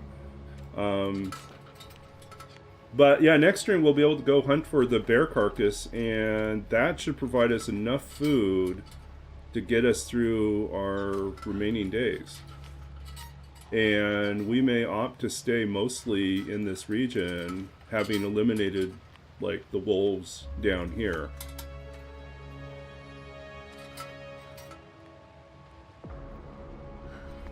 So,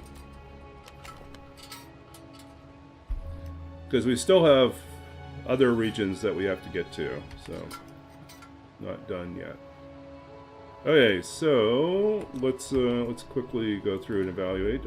We are on day 171. It will soon be 172. So we'll just annotate that first because we're going to sleep through until 172.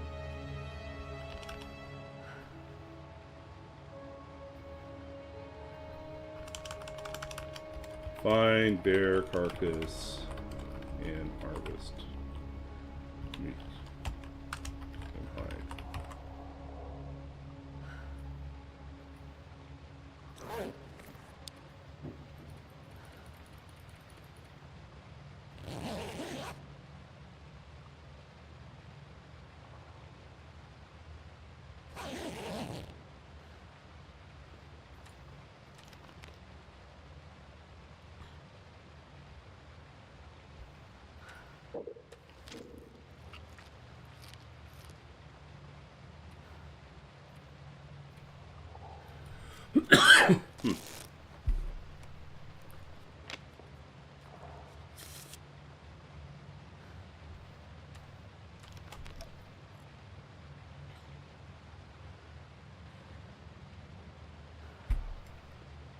So, Seraphim, are you from BC then? Sounds like you're familiar with the area then.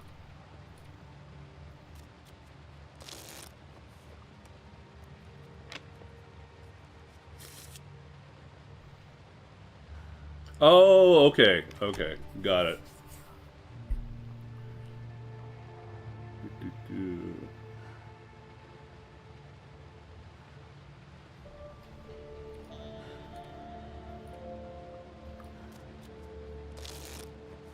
You know, I'd really love to do a tour of Hinterland Studios while I'm I around could eat a here, horse. but I'm not certain how to make that happen. I'd like to meet Raph in person.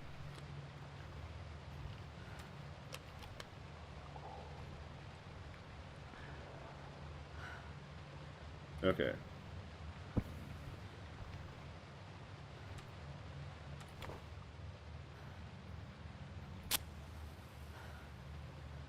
I think we'll do it this way.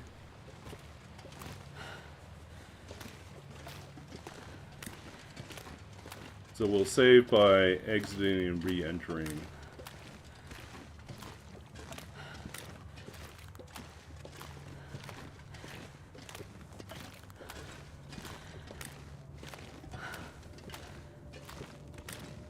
Uh-oh, it sounds miserable out there.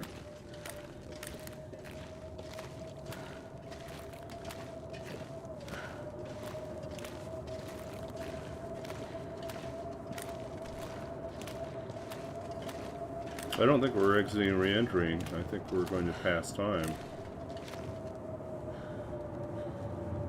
Oh, maybe we'll do that.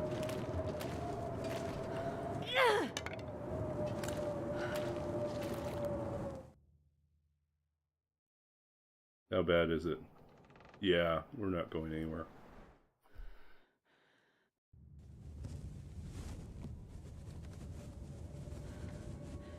Okay, so we're saving here on day 172. 172.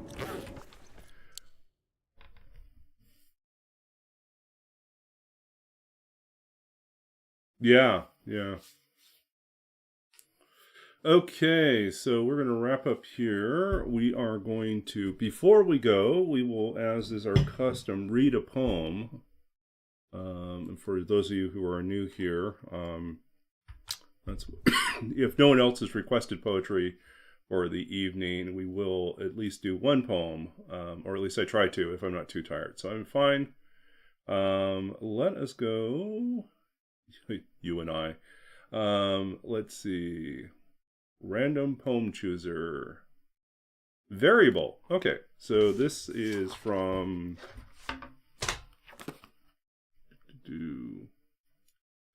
This is from my second book of poetry, Babbage's Dream, published by Sundress Publications in 2017.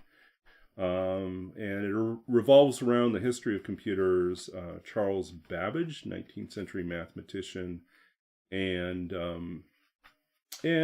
artificial intelligence and modern programming spaces and languages. So we're going to go with, let's see, this is on 52. This is called Variable. This is, I'll read the poem and then we'll do a behind the poem afterwards. But yeah, so really the inspiration for this is my own work experience when I was working in the games industry. Variable can represent numeric values, characters, character strings, or memory addresses. So that's kind of how it operates within the world of computer science. Variable. We could be anyone else to the ones above who have left while it was still day, their long cars gleaming like a fine press of fish in their new silvered skins. Here in the dark, I might as... sorry. This is where I probably should be reading with my reading glasses on. Isn't that sad? Let me try that again. We could be anyone else to the ones above who have left while it was still day, their long cars gleaming like a fine press of fish in their new silvered skins. Here in the dark, T might as well be M, who cranes his neck towards the unstarred sky. The two of them swimmers drowning in the same moment. A pair of jacaranda trees set suddenly aflame. We could be whatever leaps from our leaden arms now deep in someone else's unkempt lines of code. Whatever resists the hand pressed to the board, the letters slippery in the late hours. If we stood by the windows staring out, we might see how the darkness lays itself down, gathered like the black stones and the planters that frame each exit of this floor. We might be any name, any number, any point along the line that extends full circle, as if each cubicle were a faint lotus glowing in the dark, awaiting the right call, the right push into light. Okay, so that was variable. So yeah, I used to work in the computer games industry in Los Angeles, and you know, one of the things that really troubled me about my time in the industry was how quickly we went from like a small startup style software company that then got bought out and then bought out again and merged together in this huge mega corporation, and soon we were just like lost in this gigantic mega corporation, and we ceased being people. You know, to HR, to everyone above us, we were simply replaceable. And I kind of make a sort of a Kafka-esque nod in the sense that, like, the people really become variables. The programmers are variables. They're just T's. Like in old school programming, you would just use letters to represent things. And, you know, there would be no explanation. It would just be like, okay, this is X, this is T, this is A, this is B. Nowadays, we like give variables full names, but even still, you know, the variables in an equation, or a calculation, or a function, or a procedure. So that's part of it. Then there's also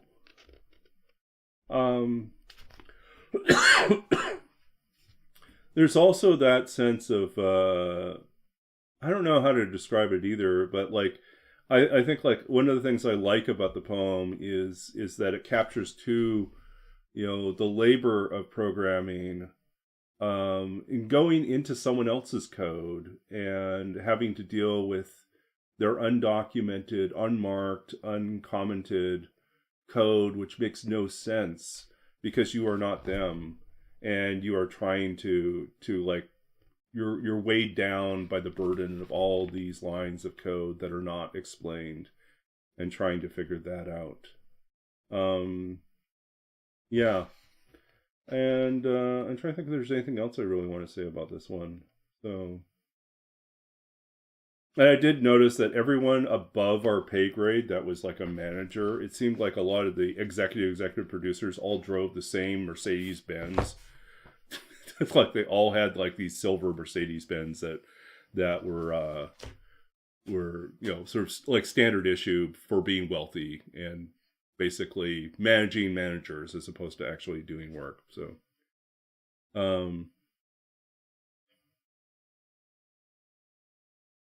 oh yeah, so that's the painting here. Okay, so the cover has a fantastic story. So the cover is kind of like this whole, it is kind of a puzzle, or there's like a lot of stuff embedded inside the cover.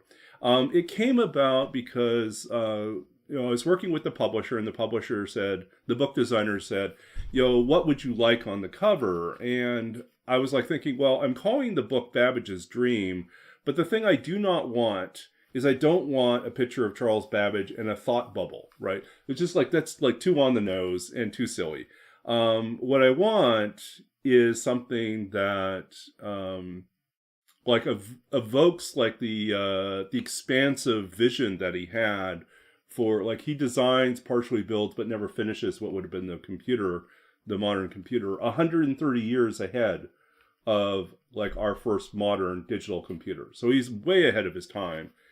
And so what I ended up doing is like we went through a lot of different iterations, and I had a few suggestions. One was I had discovered as I was editing and finishing off the manuscript that almost every single poem had something burning. There was fire everywhere in all these different poems, totally unconscious for the most part.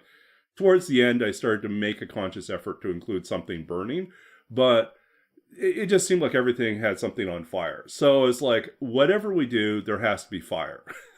So it's like something has to be burning. So that was number one. And so what ended up happening is we did a lot of research, and the artist, the book designer came back and said, you know what?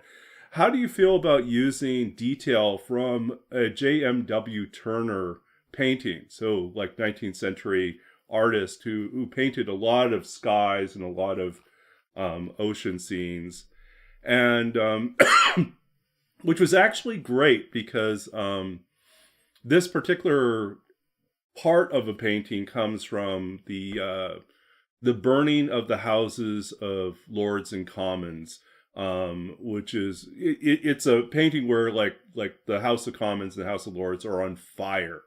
This happened. And sort of Turner decides that he's going to paint this really remarkable disaster that happened. And so he imagines and paints it out. And so you get all the clouds, smoke, fire. There's so much fire in there. So that felt like an obvious one to work with. But layered behind it, like if you look really, really closely, and I don't know if the camera is going to do justice here, you'll see that there's also detail from a diagram. And that's the diagram of Charles Babbage's analytical engine, which would have been the first computer. And so I took the schematic and I sent it to them and said, hey, why don't we work with some of the detail from here? Because it's a beautiful, amazing diagram. And so we worked that into the detail of the cover. And then we layered in sort of Charles Babbage's this photograph of Charles Babbage. And then if you look closely, you also see like binary back here, some sort of binary message. This is actually converted from it's the first message sent by telegraph.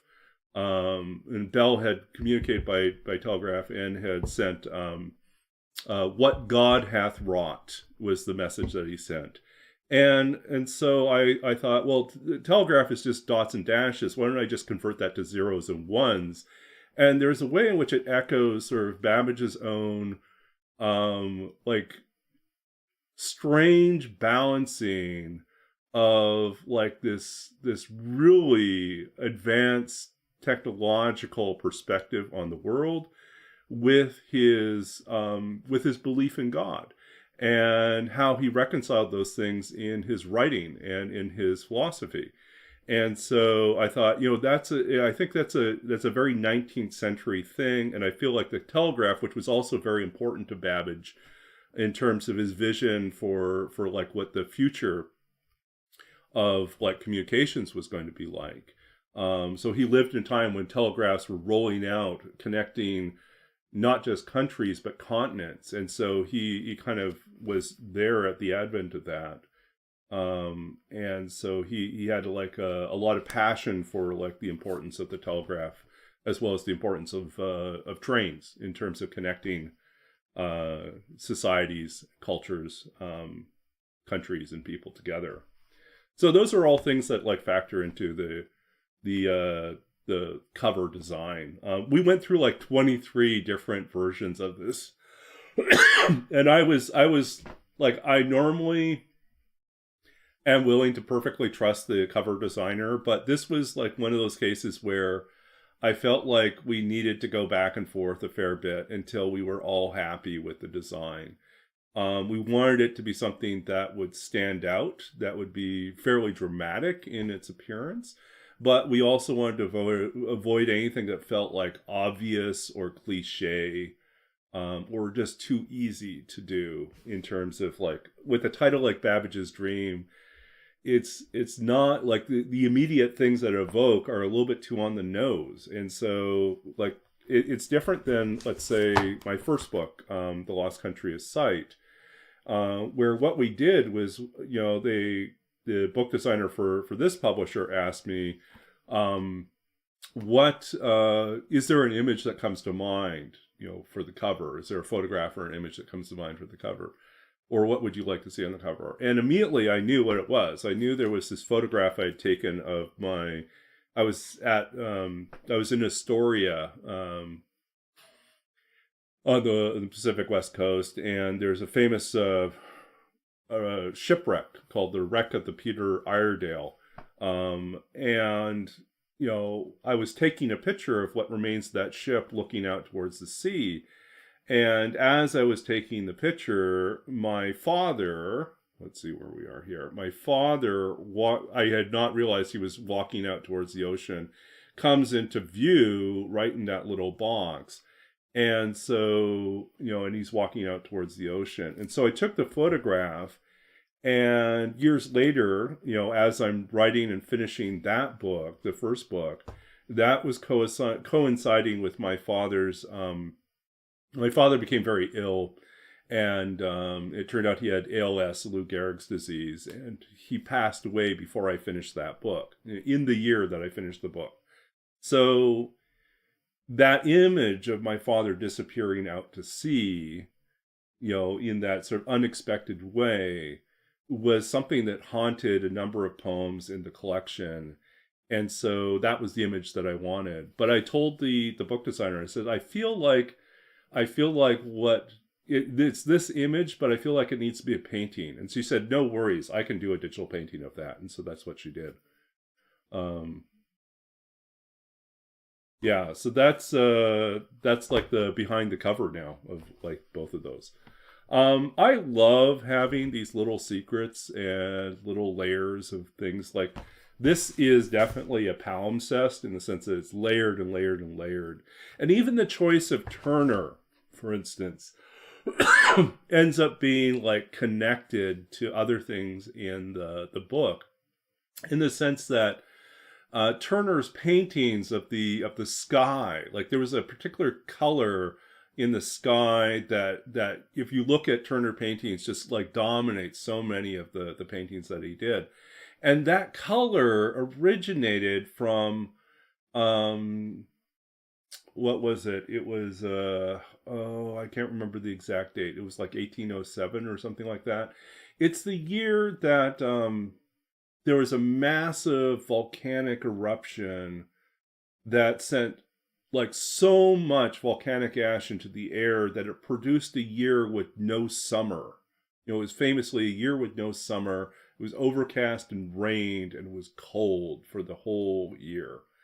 One of the things it also did is it altered the color of the sky because of all the particulate matter that was in the air, all the ash and particles in the air.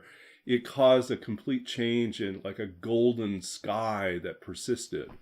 And so Turner fell in love with that color. So even after that effect disappeared, years later, he was still painting that color into his skies.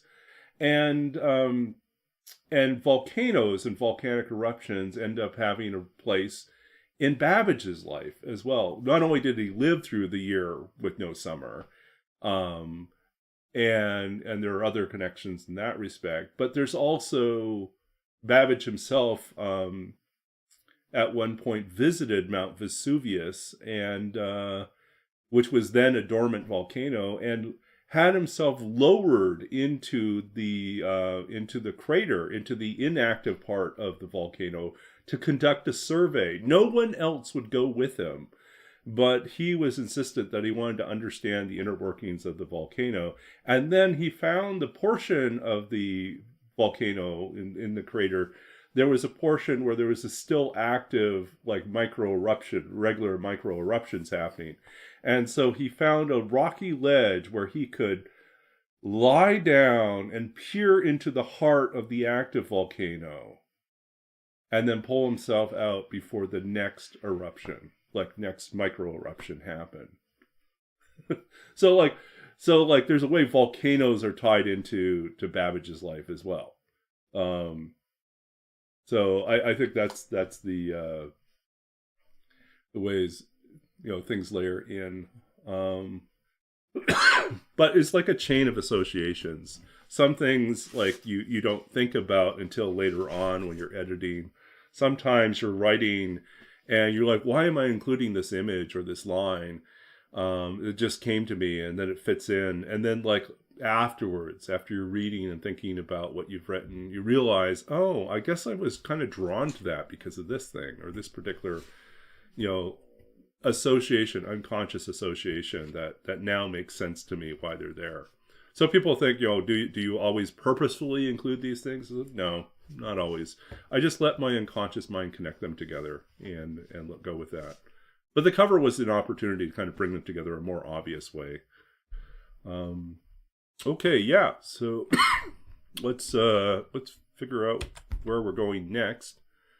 So we know that we have killed. Let me just update the bottom thing here. So we're at 172, and we have survived 5 days, and we killed our 5th bear. So that is all good news for us.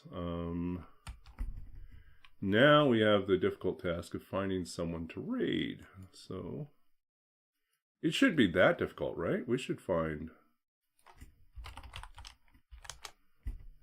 There should be someone we can go visit.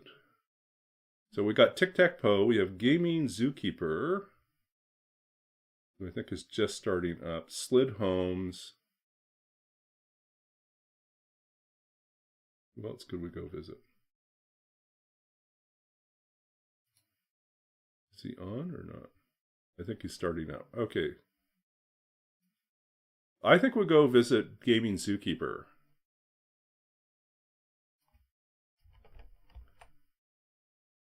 So we're going to go visit Gaming Zookeeper. So here's another TLD streamer who is very entertaining. And so we're going to visit Gaming Zookeeper. Thank you all for hanging out with me tonight. Yeah, we managed to get a bear. So next time we get to harvest the bear. I'm looking forward to that. We'll be back. I think tomorrow night should be no problem. I should be on tomorrow night, and we'll pick up from there. Off we go. Thank you. I'll hang out in the chat for a little bit, and then I'm going to get something to drink and wrap up for the evening. Good night.